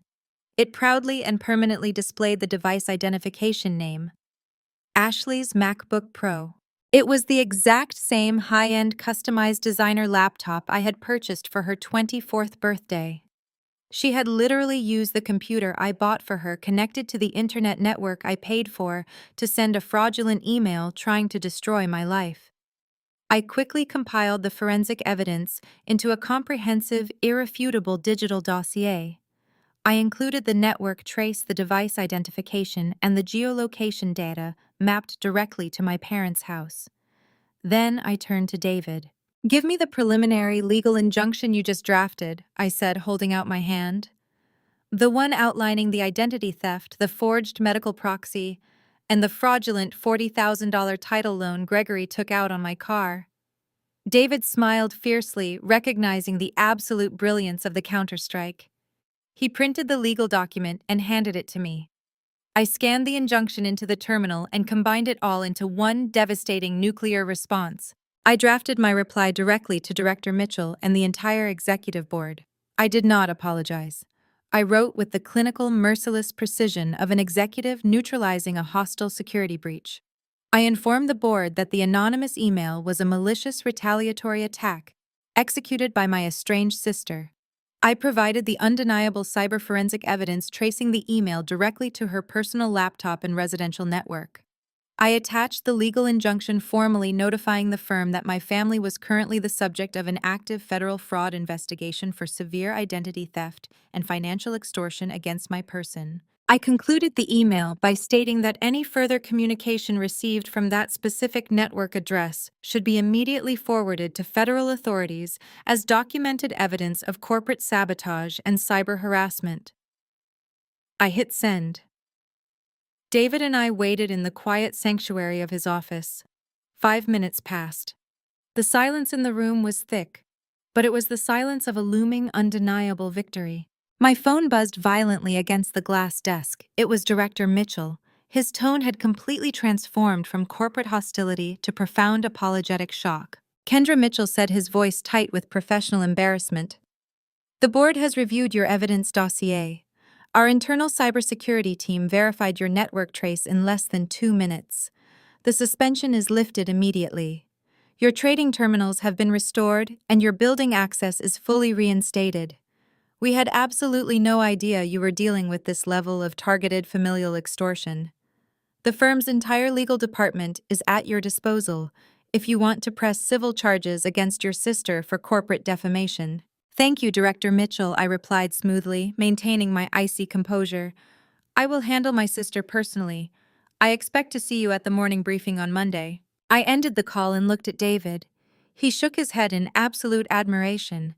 "You just turned their own sabotage attempt into a verified, highly documented corporate incident report." David laughed. "When the authorities look into Barbara and Gregory's finances, that email will serve as ironclad proof of malicious retaliation. You completely neutered them. They wanted to play corporate warfare," I said, grabbing my heavy wool coat from the chair. "Now they get to face the corporate consequences.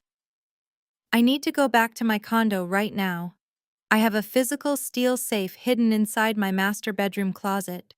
It contains my original passports, my physical backup hard drives, and the property deed to my apartment. When Gregory and Barbara realize their bank accounts are frozen and the title loan cash is locked, their very first move will be to physically break into my home and steal anything of value they can carry. I need to clear out the safe and pack a travel bag. I am staying at a secure hotel tonight. Do you want me to send a private security detail with you? David offered, his expression turning serious as he reached for his desk phone. Gregory is dangerous when he is desperate. He might be waiting for you. No, I said firmly, securing my coat. My luxury building has 24-hour concierge security and restricted elevator access. They cannot get past the main lobby without my direct authorization. I will be fast. I will call you the second I have secured a hotel room. I left the law firm and hailed an executive car service. The ride back to my downtown high-rise was a blur of residual adrenaline and cold calculation. I watched the sprawling Chicago skyline pass by my window, the towering glass structures reflecting the fading golden afternoon light. My entire life had been a carefully constructed, brutal lie. Every memory, every holiday dinner, every cruel criticism handed down by Barbara and Gregory had been a highly orchestrated mechanism of control designed to keep a stolen child compliant and profitable. The black car pulled up to my luxury condominium building. I thanked the driver, stepped out onto the bustling city street, and walked through the heavy revolving glass doors. The lobby was quiet, bathed in soft ambient lighting and the scent of fresh floral arrangements. The concierge, a friendly older man, greeted me with a warm, polite smile, completely oblivious to the fact that my entire reality had just been shattered and rebuilt in the span of a few hours. I swiped my secure access fob and stepped into the private residence elevator. I pressed the heavy brass button for the penthouse floor. The elevator ascended smoothly, carrying me upward toward the high-rise sanctuary I had paid for with my own blood sweat and failing heart. I ran through a rapid mental checklist of the specific legal items I needed to extract from the wall safe. My mind was razor-sharp, entirely focused on the tactical execution of my exit strategy. The elevator chimed softly. The polished steel doors slid open. I stepped out into the private carpeted hallway leading directly to my front door.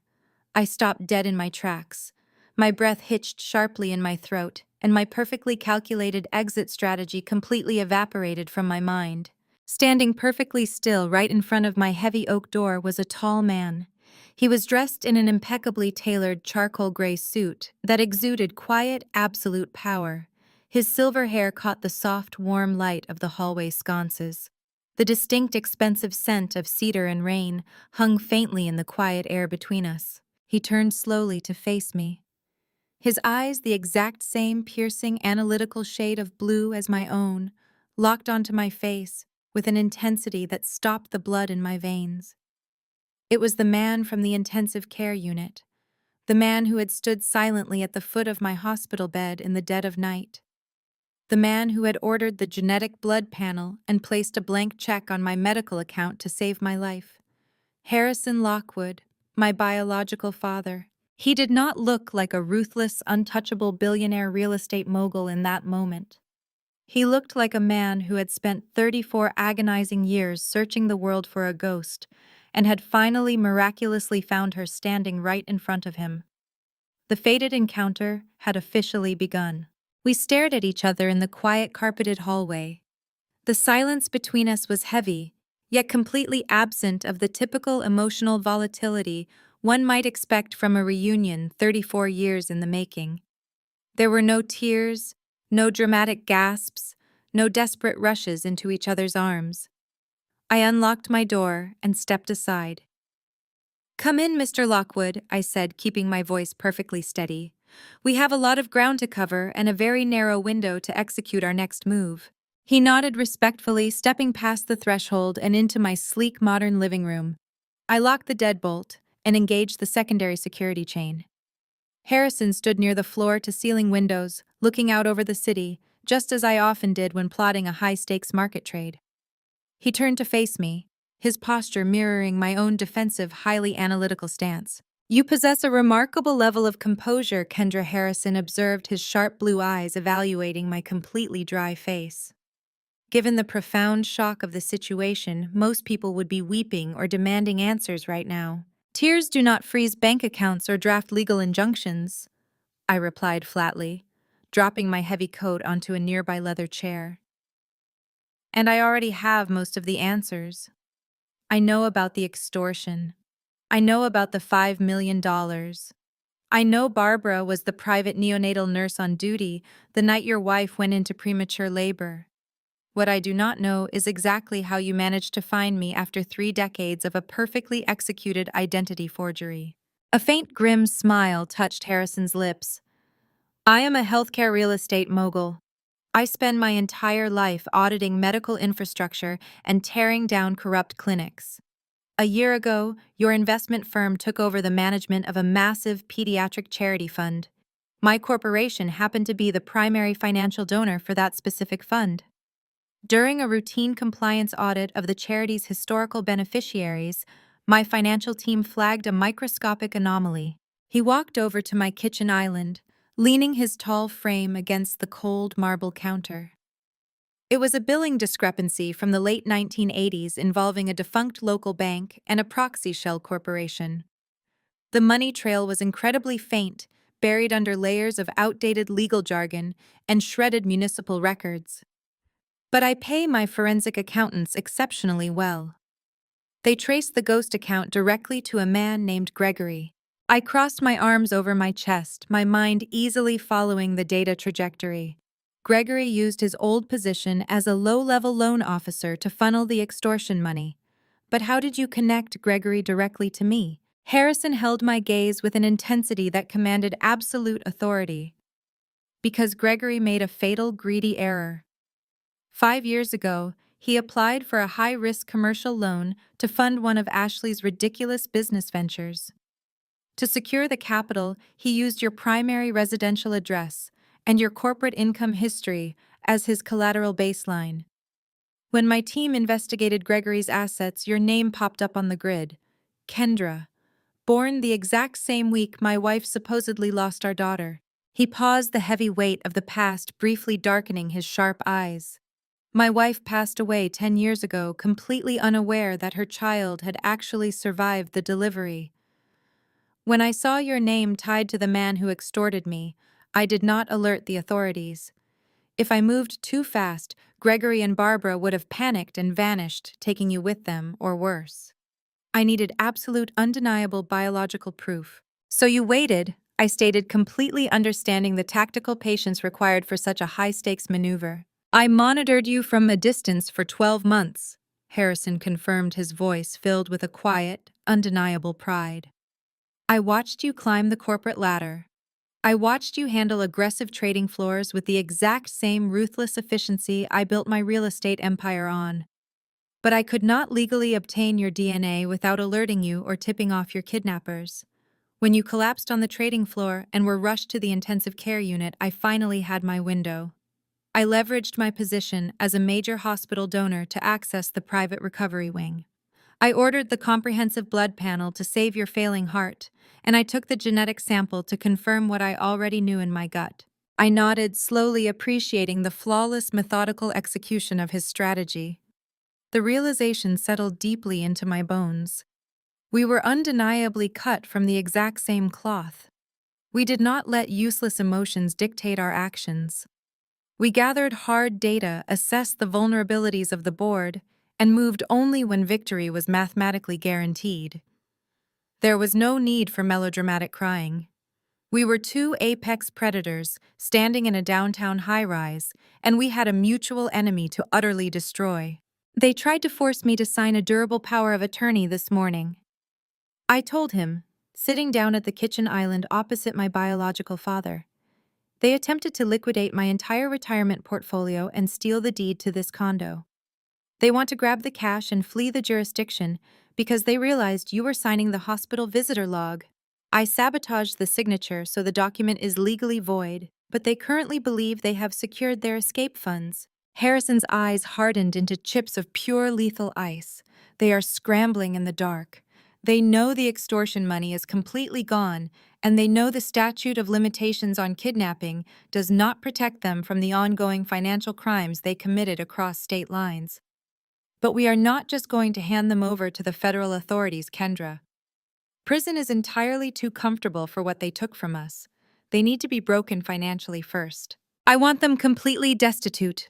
I said, my voice dangerously soft, but carrying a lethal promise. I want to trap them in a corner where they have to watch every single stolen luxury evaporate before their eyes. I want Ashley to lose her fake influencer lifestyle and her wealthy fiancé. I want Barbara and Gregory stripped of their upper middle class facade and buried under a mountain of crushing, inescapable debt. I want them to feel exactly what I felt when they left me to die in a hospital bed so they could drink cocktails in Maui. Harrison let out a low, approving breath. We are going to execute a hostile takeover of their entire existence. We will isolate them, drain their resources, and let them suffocate under the weight of their own arrogance. I already have my lawyer freezing their active credit lines and blocking the fraudulent title loan on my vehicle, I explained, pulling out a legal notepad to begin outlining our operational phases. But they are desperate rats facing the end of the maze. They will try to find a back door to secure capital. We need to lure them into a legally binding trap. We need to make them think they have successfully manipulated me into surrendering my assets willingly. If they think I am breaking under the pressure, their greed will override their caution. Harrison reached inside his tailored suit jacket. He pulled out a thick black leather folder and slid it across the cool marble counter toward me. If you want to build an inescapable trap, you need the right bait, Harrison said smoothly, his analytical mind perfectly matching my own strategic tempo. While I was monitoring your career over the past year, I also had my private investigators completely dismantle Barbara and Gregory's entire financial history. They are careless, arrogant criminals who believe they are smarter than the system. I opened the heavy folder. Inside were hundreds of pages of highly classified financial documents, bank statements, audited tax returns, and property liens. That is every single hidden debt, unauthorized loan, and instance of severe tax evasion they have committed over the last 10 years. Harrison explained, a predatory smile matching my own, as he tapped the top of the dossier. They owe the Internal Revenue Service over $1 million in undeclared back taxes, and they have been hiding it through a series of fraudulent offshore accounts and dummy corporations. They think they are safe. We are going to use this exact debt to lock the cage permanently. I looked down at the staggering tax evasion figures presented in the heavy dossier. If I structured the transfer documents through a highly specific blinded commercial trust, I could legally attach their hidden federal tax liabilities directly to the signature pages they thought were transferring my downtown condo into their possession. They would literally be signing a binding legal confession and assuming full responsibility for a massive debt under the guise of an asset seizure.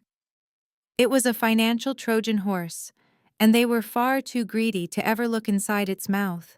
I picked up my smartphone. It was time to give the performance of a lifetime.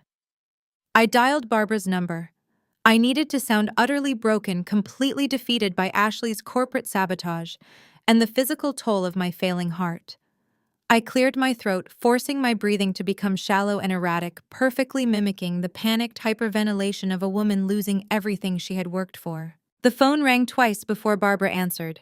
Her tone was sharp, hurried, and laced with absolute frustration. "What is it, Kendra?" she snapped loudly. "Your father and I are busy dealing with the bank tellers right now. There is some ridiculous security hold on your checking accounts, and we cannot process the cash withdrawal. Fix it immediately." "Mom," I gasped, letting out a perfectly calibrated, pathetic sob that shuddered through the phone speaker. "Mom, everything is gone. I lost everything." Barbara paused. The angry noise of the bank lobby in her background seemed to quiet down.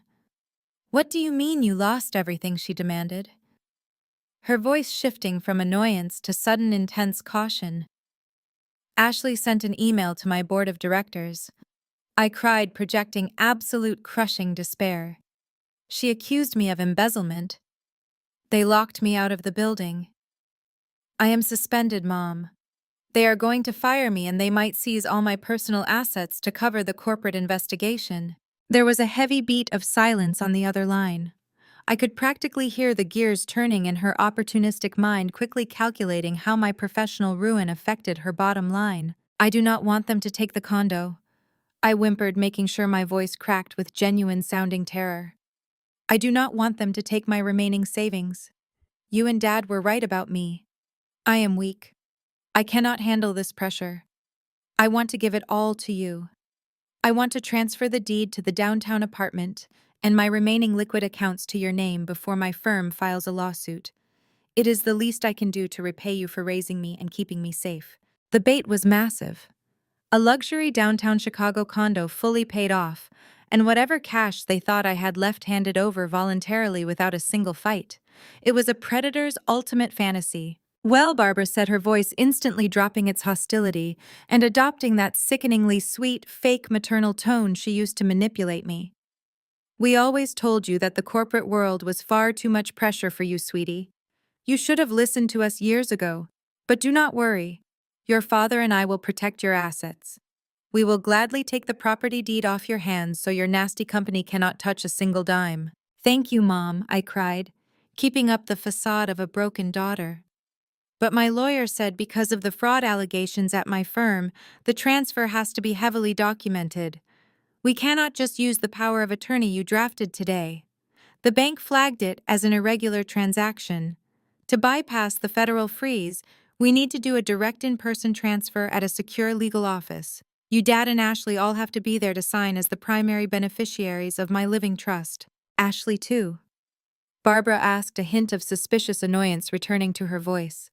Why does she need to be there? She has to be listed as a secondary beneficiary to make the family trust look completely legitimate to the corporate auditors. I lied smoothly, crafting a perfectly logical financial excuse. Please, Mom. The appointment is tomorrow at noon sharp. If you do not come, I will lose the condo to the corporate lawyers, and we will all have nothing.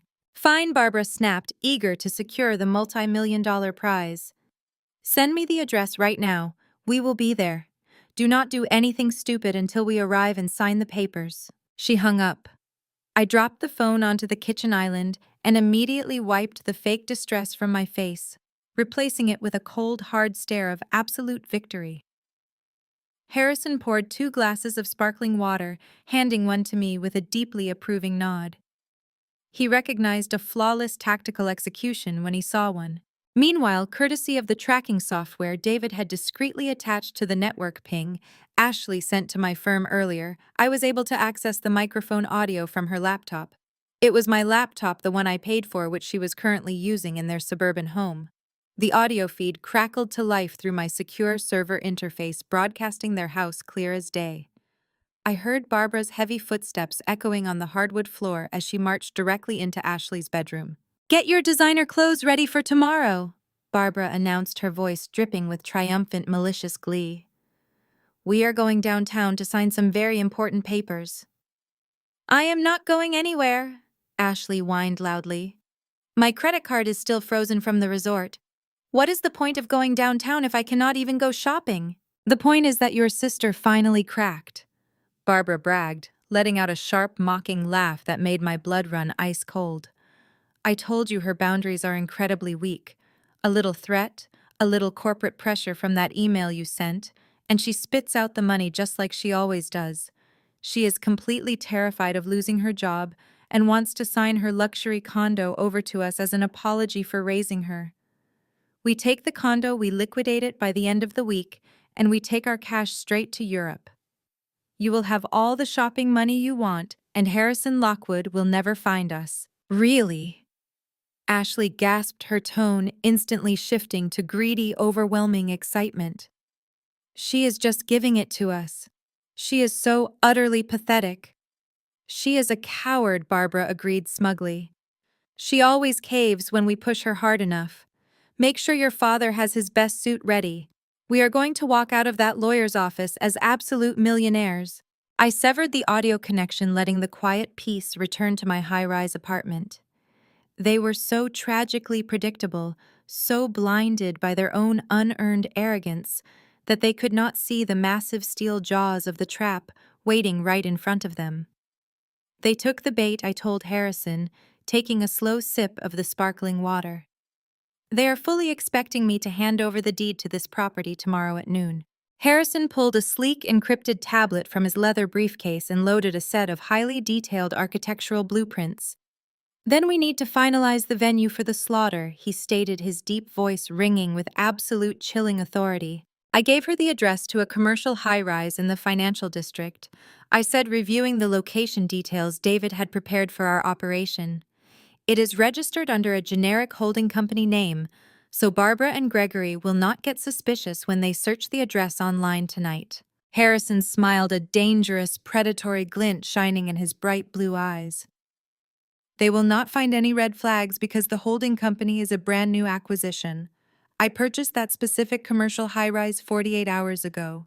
I routed the transaction through 3 different offshore proxy firms to ensure my name remained completely off the public registry until the final ink dried. I looked down at the glowing blueprints on the tablet screen.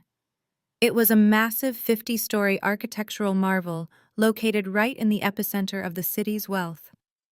The address I had given Barbara was for the executive boardroom on the very top floor, a room designed to be both intimidating and inescapable. The building used to be called the Apex Financial Tower, Harrison explained, locking the tablet and sliding it back into his briefcase. But the exterior signage was removed yesterday for scheduled renovations. Barbara and Gregory will walk into that marble lobby tomorrow, thinking they are entering a neutral third-party law firm to steal your real estate. They will think they hold all the power. They have no idea I finished feeling the glorious, icy thrill of absolute checkmate settling deep into my veins. They have absolutely no idea, Harrison confirmed softly, his tone laced with lethal anticipation, that tomorrow at noon they are walking directly into the newly established global headquarters of Lockwood Enterprises, and the heavy doors will lock right behind them. The next morning arrived with a crisp, bitter cold that perfectly matched the ice running through my veins. By 11:45, David and I were seated at the head of a massive polished obsidian conference table on the 50th floor of the newly acquired commercial tower. The room was a masterpiece of corporate intimidation. Floor-to-ceiling windows offered a dizzying, unobstructed view of the sprawling Chicago skyline, while the thick, soundproofed walls created an absolute dead silence. The heavy double doors at the entrance were reinforced with electronic steel locks, currently set to open only from the outside, or by my direct command, from the master control panel beneath the desk. I wore a tailored navy blue suit, my posture rigid, my expression completely blank. David sat to my right, his sleek leather briefcase open, the lethal stack of legal documents resting perfectly centered on the dark stone table. We did not speak. There was no need for last-minute preparations. The trap was set, the bait was placed, and the predators were currently riding the private elevator directly up to the slaughterhouse. At precisely noon, the muted chime of the executive elevator echoed from the reception corridor. Heavy, confident footsteps approached the boardroom. The heavy double doors swung open, and the absolute sheer audacity of the trio that walked into the room nearly made me laugh out loud. Barbara, Gregory, and Ashley strolled into the 50-story executive suite as if they had personally built the building brick by brick. They were dressed in a grotesque display of unearned wealth. Barbara wore a pristine white tailored coat draped over her shoulders, her wrists dripping with gold bracelets that I had paid for. Gregory strutted in wearing a custom-fitted suit, his chest puffed out with the aggressive, unearned arrogance of a man who thought he had just conquered the world. Ashley trailed right behind them, holding her smartphone high in the air, actively recording a video for her followers. She pouted her lips at the camera, showing off a new pair of designer sunglasses she had undoubtedly purchased using the fraudulent title loan cash. They were so completely consumed by their own greed and vanity that they did not notice a single detail of their surroundings. They did not notice the subtle frosted glass etchings on the interior windows. They did not notice the heavy metallic L crest subtly embossed into the leather of the executive chairs. They simply saw a fancy room where they were about to be handed a multi-million-dollar real estate deed for absolutely nothing. "Well, look at this place," Gregory boomed, his loud, abrasive voice shattering the quiet sophistication of the boardroom. He pulled out a chair and dropped his heavy frame into it without waiting for an invitation. "I suppose this is where the corporate elite go to hide their assets. Good thing we are here to take this burden off your hands, Kendra. We would not want the feds seizing your little condo because of your workplace embezzlement issues." Barbara took the seat next to him, smoothing her coat with a sickeningly triumphant smile. She looked at me with those cold, calculating eyes projecting a fake maternal sympathy that made my stomach churn. "We are just glad you finally came to your senses, sweetie," Barbara cooed softly. "We always knew the high-pressure corporate world would break you eventually. You are just not built for this level of stress. But do not worry, your father and I are here to clean up your mess. We will take the deed, liquidate the property, and make sure the money is kept safe from your nasty employers." Ashley did not even bother sitting down. She leaned against the panoramic glass window, snapping another selfie with the Chicago skyline behind her. She did not even look at me when she spoke. "You should sign quickly," Ashley sneered, tapping aggressively on her phone screen to apply a photo filter. "We have shopping to do. The boutiques on the Magnificent Mile close at 7, and I need to buy a completely new wardrobe for Europe. I cannot be seen wearing the same resort wear twice." I looked at the three of them, my expression completely void of any emotion. They were standing in a room owned by the billionaire they had extorted, preparing to sign documents that would bury them in federal prison, and they were talking about shopping. Their absolute blinding narcissism was the greatest weapon I had ever wielded against them. David leaned forward, his face a mask of strict, terrifying professionalism. He did not introduce himself. He simply slid the thick stack of legal documents across the smooth obsidian table, pushing a heavy silver pen right on top of the signature line. "These are the irrevocable asset transfer and liability assumption documents," David stated, his voice clipping through the air with surgical precision. "By signing these pages, you are legally binding yourselves to the total sum of the assets and all attached financial obligations currently held within the specified trust. Once the ink dries, this transfer is permanent. You assume everything. Do you understand?" Gregory scoffed loudly, waving a hand at David as if the brilliant financial fraud attorney was a pesky waiter bringing the wrong wine. Yeah, we assume the condo and the cash. We know how a property transfer works, buddy. Just point to where I need to sign so we can get this over with." Gregory reached for the silver pen. He did not read the first page. He did not read the bold print detailing the severe, crippling federal tax liabilities attached to the dummy corporation they were assuming. He did not read the subclause where they officially claimed ownership of the specific offshore shell company used to funnel the $5 million extortion money 34 years ago. He was blinded by the promise of a free luxury condominium. He scribbled his name aggressively on the bottom line. Barbara snatched the pen from his hand the second he finished. She offered me one last, incredibly toxic, patronizing smile. "This is for your own good, Kendra," she whispered before pressing the pen to the paper and signing her own name right next to Gregory's. Ashley rolled her eyes, walking over to the table and snatching the pen from her mother. She barely looked at the document, carelessly signing her name on the secondary beneficiary line, officially linking herself to the massive criminal conspiracy.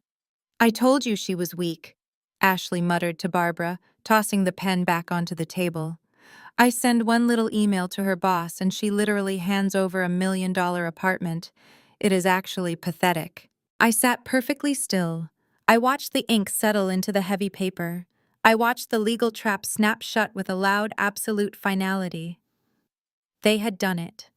Without a single threat, without a single weapon raised, they had just legally confessed to 34 years of tax evasion, wire fraud, and grand extortion.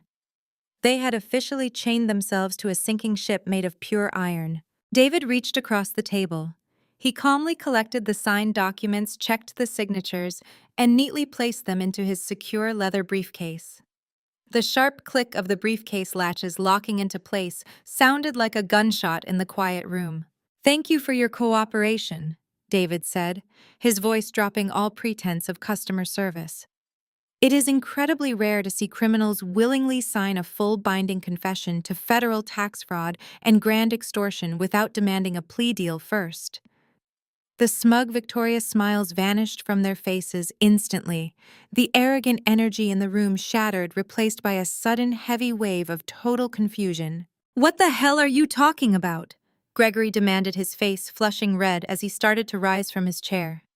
"What confession? We just signed the deed to the condo."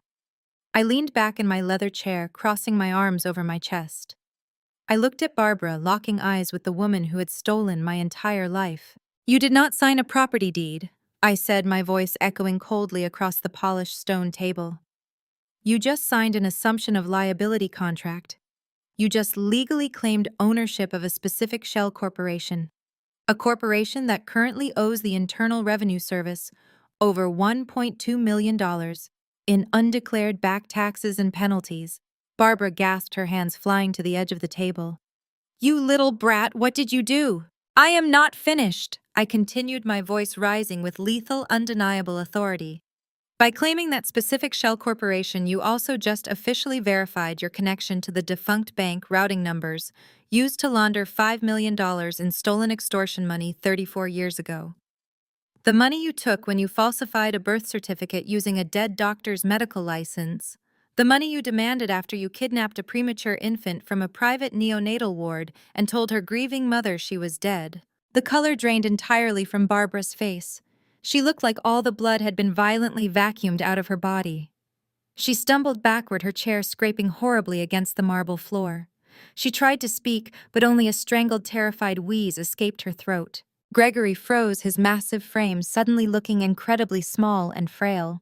His eyes darted wildly around the room, finally noticing the heavy, soundproofed walls and the imposing, undeniable luxury of the executive suite that certainly did not belong to a standard real estate lawyer. Ashley lowered her phone, the realization that something catastrophic was happening finally penetrating her shallow, narcissistic brain. "Mom," Ashley whimpered, her voice trembling. "Mom, what is she talking about? What extortion money?" I reached under the desk and pressed the master control button. The heavy steel-reinforced double doors of the boardroom unlocked with a loud mechanical clack. The doors swung open wide. Harrison Lockwood stepped into the room. He was flanked by two stern-faced federal agents wearing dark tactical windbreakers with the letters FBI emblazoned in bright yellow across their chests. Right behind them stood a severe-looking woman holding a thick leather binder displaying a silver badge from the Internal Revenue Service. Harrison's eyes locked immediately onto Barbara. His face was a mask of pure, unadulterated vengeance. The sheer, overwhelming power radiating from his presence sucked the oxygen straight out of the room. The fake, arrogant smile on Barbara's face died for the absolute final time. Her knees gave out and she collapsed onto the floor, a pathetic, broken shell of a woman who had just realized she was standing right in the middle of a slaughterhouse. I watched Barbara crumble against the polished marble floor. The sickening thud of her knees hitting the stone echoed loudly in the silence of the boardroom. But it brought me absolutely no pity. I stood up from my executive chair, my posture radiating the same undeniable dominance as the billionaire standing near the door. I picked up the thick manila envelope resting next to David's briefcase. With a sharp, deliberate flick of my wrist, I threw the official laboratory documents onto the center of the obsidian table. The crisp pages scattered displaying the bold, undeniable genetic markers, and my rare blood type right in front of Gregory's terrified eyes. "I am not your daughter," I stated, my voice slicing through the heavy air with absolute chilling finality. "I have never been your daughter. I am Kendra Lockwood. I am the legal heir to the Lockwood empire." Gregory stared at the scattered medical papers. His chest heaved as he struggled to draw breath. He looked like a cornered animal frantically searching for an exit that did not exist. "You are lying," Gregory stammered, pointing a shaking, sweaty finger at me. "This is a setup. We raised you. We have your birth certificate. You have a forged piece of paper signed by a dead pediatrician." Harrison countered, his deep, commanding voice booming across the room. Harrison stepped further into the boardroom, moving with the lethal grace of a predator closing in on its trapped prey. The two federal agents flanked him, securing the only exit. Harrison reached inside his tailored suit jacket and pulled out a faded, heavily verified bank ledger. He slammed it down onto the table right next to the DNA results. The violent smack of the paper hitting the stone made Ashley flinch violently. "That is the exact offshore routing ledger from 34 years ago," Harrison declared, his eyes burning with decades of suppressed rage. "That is the exact digital footprint of the $5 million wire transfer you extorted from my personal accounts. You did not just kidnap my daughter from a neonatal ward and lie to my grieving wife. You used my money to fund your pathetic, luxurious lives. The game is over." Barbara let out a high-pitched guttural wail from the floor. She scrambled backward, her expensive white coat dragging across the ground, trying to put distance between herself and the towering billionaire she had crossed. Harrison did not even look down at her. He kept his piercing blue eyes locked entirely on Gregory, watching the arrogant man completely disintegrate under the weight of his undeniable guilt. "You thought you were clever," Harrison continued, his tone dripping with lethal disgust. "You thought you could take $5 million from a grieving father, squander it on failed investments, and then turn my brilliant daughter into your personal workhorse to pay your suburban mortgage. You thought you could bleed her dry, steal her car, and leave her to die in an intensive care unit while you drank cocktails on a beach. You vastly underestimated who she is. You vastly underestimated whose blood runs in her veins." Ashley was hyperventilating against the panoramic glass window. She dropped her designer sunglasses, her hands shaking so violently she could barely hold her phone. "Mom!" Ashley cried out, her voice cracking with pure, unadulterated panic. "Mom, tell them it is not true. Tell them we did not steal her. If they take the condo, my credit cards will stay frozen. We are supposed to go shopping." Even in the face of federal agents and decades in prison, the golden child could only process how the situation affected her immediate retail plans.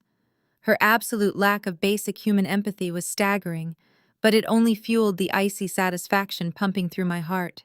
I looked down at Barbara, who was currently clutching the legs of the conference table, gasping for air.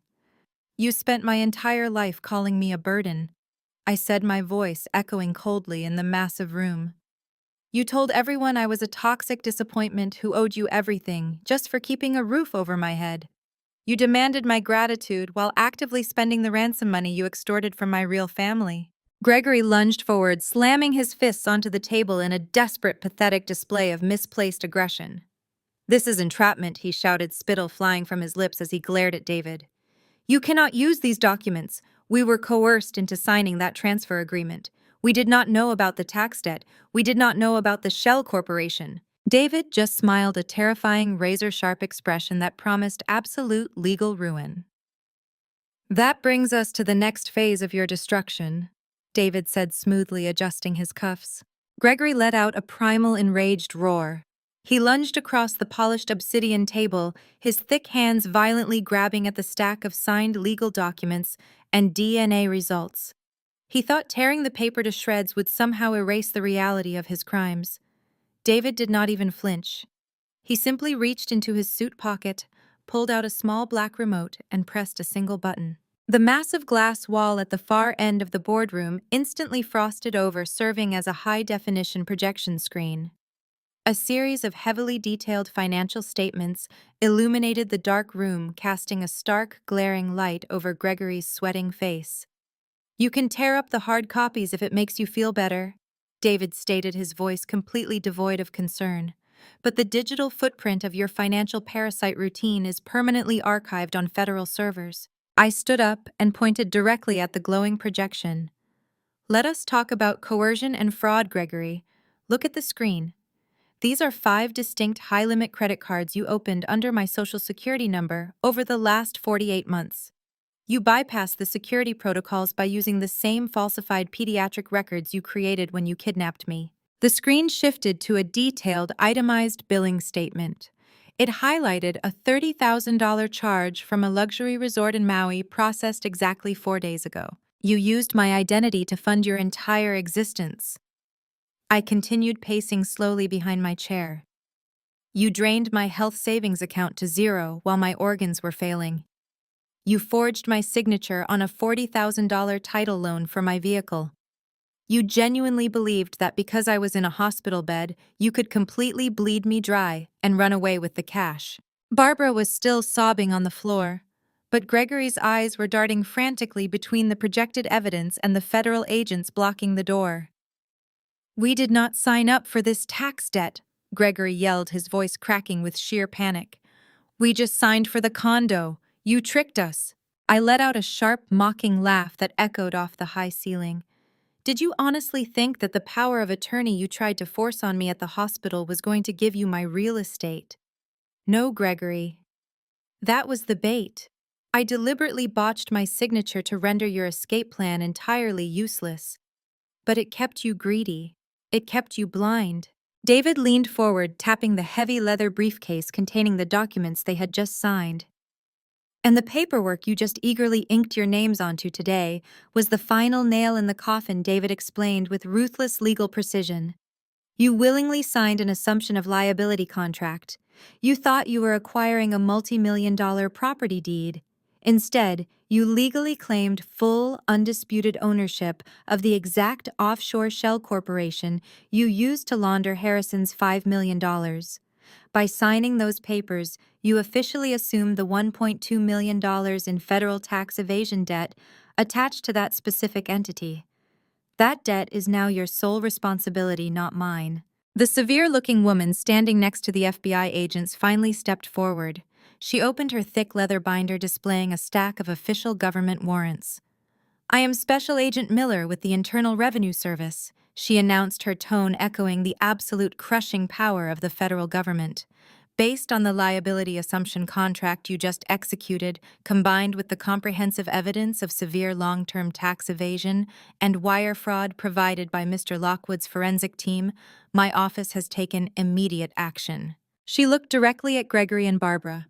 As of exactly 3 minutes ago, every single bank account, credit line, and financial portfolio tied to your names or your social security numbers has been completely frozen by the federal government. You have zero access to liquid capital. Your home is currently being seized as collateral against your massive federal tax debt. You are completely bankrupt, I stated, looking down at Barbara, who was now clutching her chest as if she were the one having a heart attack. There is no condo to sell. There are no credit cards to max out. The $40,000 you stole using my car title is locked in a frozen account you can never touch. You walked into this building thinking you were going to walk out as millionaires. Instead, you are leaving with absolutely nothing but a mountain of unpayable federal debt and a guaranteed prison sentence. Ashley let out a piercing shriek from her spot by the window.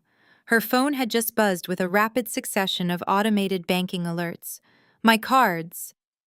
Ashley screamed, frantically tapping her screen. My checking account says negative $1 million. This cannot be real. My fiancé is going to kill me. The wedding deposits are going to bounce. Your fake influencer lifestyle is officially over, Ashley, I said, not bothering to hide the icy satisfaction in my voice.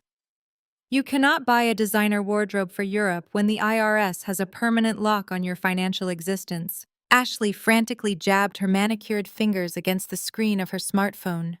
Her breathing was ragged, bordering on a full-blown panic attack, as she swiped away the endless cascade of negative balance alerts from her banking applications. She backed away from the panoramic glass window, desperate to put distance between herself and the federal agents blocking the door. I am calling Bradley! Ashley gasped, her voice shrill and trembling as she pressed the phone to her ear. He will fix this. He comes from real generational wealth. He has an army of private attorneys. He is going to sue you for everything you have, Kendra. He is going to completely destroy you for trying to frame us like this. I stood perfectly still, watching her pace like a trapped, frantic animal. A slow, chilling smile spread across my face. I looked over at Harrison, who was watching the scene unfold with an expression of deep paternal pride. He knew exactly what kind of corporate predator he had helped bring into this world. You are calling Bradley, I repeated, my voice dropping to a smooth conversational volume that somehow cut through her hysteria.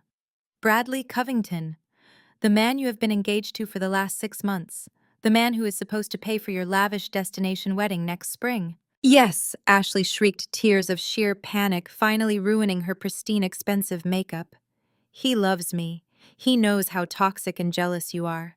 When I tell him you brought federal agents to terrorize our family, he is going to make sure you spend the rest of your pathetic life in a jail cell. I let out a soft, humorless laugh.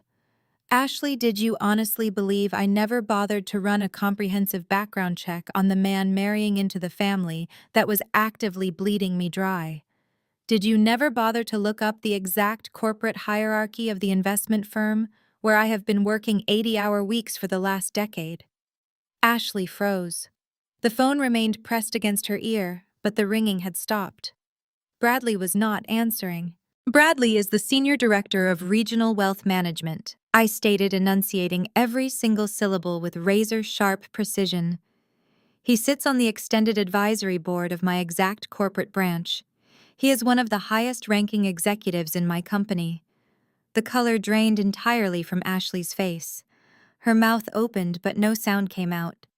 She stared at me, the horrific realization slowly beginning to penetrate her blinding narcissism. When you sat in your childhood bedroom using the internet network I pay for and the laptop I bought you and hit send on that anonymous email accusing me of embezzlement, you did not just try to ruin my career, I explained, taking a slow, deliberate step toward her. You sent a mass email to the executive board. You directly contacted his colleagues. You directly contacted his professional peers. I did not know, Ashley whimpered, her hand shaking so violently the phone was rattling against her cheek. I just wanted to get you fired so you would have to come crawling back home. You brought a butter knife to a corporate warfare summit, I said coldly. I did not just hand your pathetic, easily traced cyber attack over to my human resources department. I forwarded the entire forensic dossier directly to Bradley's personal inbox this morning. I made absolutely sure he saw the exact digital footprint proving his future wife fabricates federal financial documents just to destroy her own sister over a declined shopping spree in Maui. Ashley shook her head in furious denial. He will not care. He loves me. We are getting married. He will forgive an email. Oh, he might have forgiven the email. I agreed, maintaining my icy, relentless composure. But as a senior investment analyst, I have an excellent eye for financial anomalies.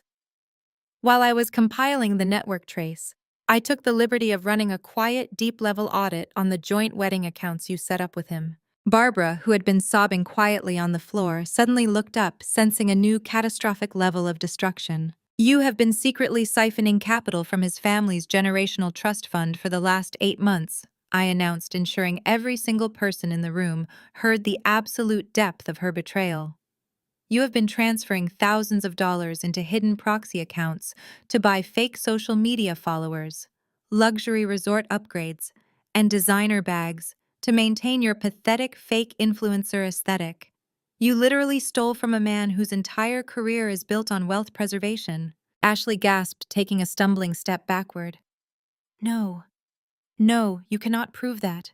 I sent him the routing numbers, Ashley, I said, delivering the final fatal blow. I sent him the exact timestamps of every single unauthorized transfer you made from his family's estate. I provided him with a fully audited, undeniable financial report of your theft.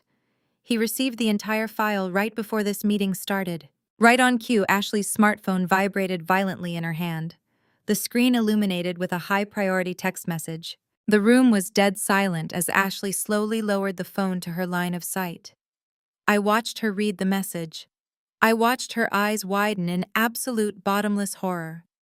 The message was not a lifeline. It was a brutal, permanent termination. Bradley was officially breaking off the engagement.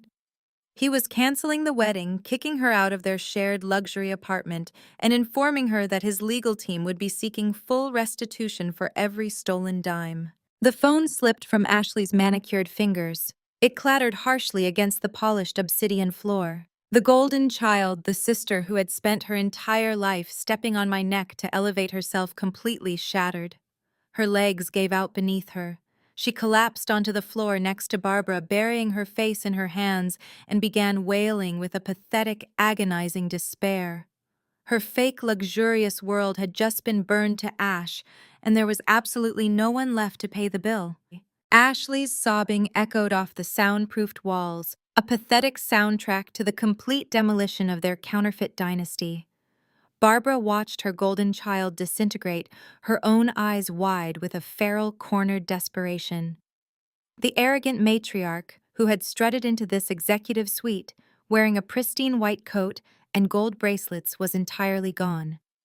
In her place was a broken, terrified criminal who had finally run out of lies to tell. Barbara scrambled across the polished marble floor. She ignored her wailing daughter and crawled directly toward my feet. She reached out with trembling manicured hands, attempting to grab the fabric of my tailored suit pants. Kendra, please. Barbara begged, her voice cracking into a high hysterical sob. You cannot do this to us. You cannot let them take us away. We are a family. I changed your diapers. I fed you. I stayed up with you when you had a fever as a child. Even with everything that happened, I still raised you for 34 years. Please look at me. I am your mother. Have some mercy on us. Think of our bond. I did not feel an ounce of pity. I did not feel a shred of hesitation. I looked down at the woman weeping at my feet, and I felt nothing but absolute surgical precision. I took a deliberate heavy step backward, forcing her grasping hands to fall empty against the cold stone floor. You did not raise a daughter? I stated, my voice echoing like cracking ice in the quiet boardroom. You raised a hostage. You kept a high-yield asset captive to fund your pathetic, empty lifestyle. And when that hostage collapsed from a failing heart, you abandoned her in an intensive care unit so you could drink cocktails on a tropical beach. You left me to die, Barbara. I do not have a mother. I am looking at a kidnapper who simply ran out of ransom money. Harrison Lockwood did not utter another word. He did not need to. He simply offered a sharp, curt nod to the federal agent standing at attention near the doorway. The lead agent, a tall, broad-shouldered man with an absolutely uncompromising expression, stepped forward. He unclipped a set of heavy steel handcuffs from his tactical belt. Barbara and Gregory, the agent, announced, his authoritative voice completely drowning out Ashley's continuous sobbing. You are both under arrest. The loud metallic ratcheting of the handcuffs snapping shut around Gregory's wrists echoed through the room. Gregory did not fight back. He simply stared blankly ahead, his shoulders slumped in total devastating defeat as the second agent secured his arms behind his back. You are being charged with the federal kidnapping of a minor. The agent continued, methodically reading the devastating list of charges from his official warrant. You are additionally charged with grand extortion, severe identity theft, interstate wire fraud, and massive federal tax evasion. You have the right to remain silent. Anything you say can and will be used against you in a court of law. The IRS agent stepped up right beside the FBI. Between the federal kidnapping statutes and the sheer magnitude of the financial fraud you committed against the United States government, you are both facing a maximum penalty of 25 years in a federal penitentiary. You will likely spend the absolute rest of your natural lives behind bars. David calmly reached into his leather briefcase and pulled out the thick, securely bound evidence dossiers we had compiled. He handed them directly to the lead federal agent. These files contain every single fraudulent financial transfer, the forged power of attorney, the fake birth certificate, and the offshore routing numbers, David stated with absolute professional efficiency. The prosecution will have a flawless, impenetrable case. Harrison walked slowly around the obsidian conference table. He stopped right in front of the two criminals who had stolen his entire world. Gregory refused to look up, his eyes locked on his own steel-cuffed wrists. Barbara was hyperventilating, her chest heaving in rapid, terrified gasps. You robbed my wife of the chance to ever hold her daughter. Harrison, said his deep voice vibrating with a quiet, lethal fury that made the federal agent stand perfectly still. You robbed me of 34 years of memories. You built a house of cards on the grave you dug for my child. And now the wind has finally blown it all down. Take them out of my building. Barbara screamed. It was a raw, guttural sound of pure terror as the cold steel cuffs locked tightly around her own wrists. The agents grabbed Barbara and Gregory by the arms, forcefully hauling them toward the heavy double doors. Barbara dragged her feet, sobbing hysterically and twisting her neck to look back at me, her eyes wide with a wild, begging desperation. Kendra, tell them to stop, Barbara shrieked as they dragged her into the hallway. Please. The agents did not slow their pace. The heavy executive doors swung shut completely, cutting off her pathetic screams. Ashley sat frozen on the floor. The designer sunglasses she had flaunted earlier lay crushed under Gregory's shoe. Her wealthy fiancé had dumped her.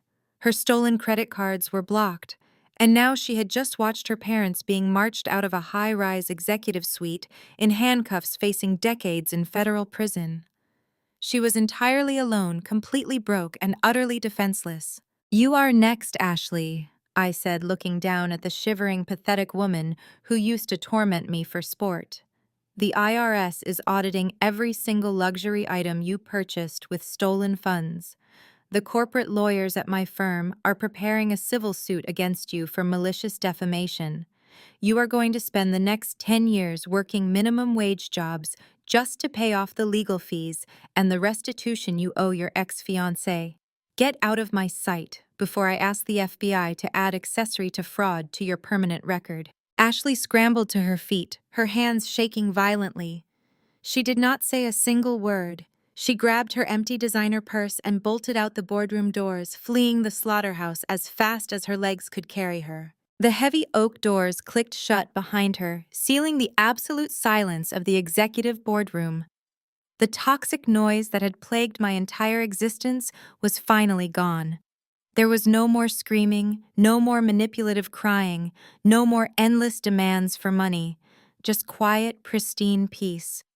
I stood in the center of the massive room, my shoulders dropping as 34 years of crushing, suffocating tension evaporated from my bones. I took a deep, steadying breath. My heart, the same heart that had nearly given out in that intensive care unit, beat with a strong calm and undeniable rhythm. David quietly packed up his remaining legal briefs, offering a respectful nod before giving us the room. I turned to look at Harrison. The billionaire real estate mogul, a man feared by corporate executives across the country, had tears shining in his bright blue eyes. He did not say a word. He simply stepped forward and wrapped his arms around me. It was the very first time in my 34 years of life that I was held by a parent who actually loved me. A parent who saw me as a daughter rather than a financial asset. I hugged my father back, burying my face in his shoulder, finally letting go of the heavy armor I had worn for decades. We walked out of that building together, leaving the ashes of my old life completely behind us. 6 months later, I stood on the expansive glass balcony of my new downtown penthouse. The crisp evening wind swept off Lake Michigan, carrying the electric energy of the Chicago skyline spread out beneath me. I leaned against the sleek metal railing, taking a slow, appreciative sip of a remarkably expensive vintage red wine. I was not stressed. I was not exhausted. The dark circles under my eyes had completely vanished. I had fully recovered my physical health, supported by top-tier medical care and the absolute absence of toxic stress. I no longer worked grueling 80-hour weeks just to pay off fraudulent credit card debt. I had resigned from my old investment firm on my own terms. Today, I operated from a corner office on the top floor of Lockwood Enterprises. As the newly appointed Chief Strategy Officer of my father's empire, I managed billions in healthcare real estate acquisitions alongside the man who had never stopped looking for me. I was finally building a legacy that actually belonged to me. Resting on the glass patio table next to my wine glass was the evening edition of the Chicago Tribune. The front page headline was printed in bold, undeniable ink. "Suburban couple sentenced to maximum federal term in historic kidnapping and extortion case." I smiled, letting the sweet taste of absolute victory wash over me. The federal judge had shown zero leniency. Barbara and Gregory, the couple who had spent their lives projecting an image of respectable upper-middle-class intellect, had been sentenced to 25 years in federal prison without the possibility of early parole. They would spend the rest of their natural lives locked in a concrete cell, stripped of their designer coats, their country club memberships, and their unearned arrogance. They had absolutely nothing left. Ashley's fate was equally fitting. Without her stolen funds and her wealthy fiancé, her entire fake influencer empire imploded overnight. Bradley's legal team successfully sued her for the money she had siphoned from his family trust. To avoid her own prison sentence, she was forced to liquidate everything she owned. The last I heard from David, the former golden child, was currently working double shifts at a fast food drive through barely scraping together enough minimum wage to pay off her massive court-ordered restitution. The luxury resort vacations were permanently replaced by the harsh, inescapable reality of actual hard work. I looked out over the glittering lights of the city, feeling a profound, unshakable sense of freedom. I had walked through the fire, and I had burned my abusers to the ground. Family is not defined by the people who claim to have created you. Family is not a blank check owed to the people who simply put a roof over your head while holding you emotionally hostage. Family is defined by the people who stand firmly by your side when the entire world turns its back. It is about the people who fight for your survival, who celebrate your strength, and who love you without a single hidden agenda. And those who turn their backs on you when you are lying helpless in a hospital bed. You do not owe them your tears. You do not owe them your forgiveness. You simply expose their darkness to the light, and you let them pay for it with the rest of their miserable lives. Have you ever cut toxic people out of your life to protect your peace? Tell me your story in the comments below. The profound journey of Kendra teaches us a vital, albeit painful lesson. True family is defined by unconditional support and genuine love, not by the mere title of parent or manufactured obligations. For decades, Kendra was conditioned to believe that she owed her abusers everything simply because they put a roof over her head. They weaponized guilt, turning her gratitude into a chain that bound her to their extravagant and deceitful lifestyle.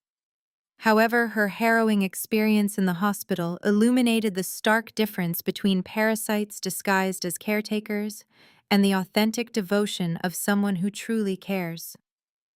We are often taught that family is an unbreakable bond, a sacred tie that must be preserved at all costs. Yet this story shatters that dangerous myth.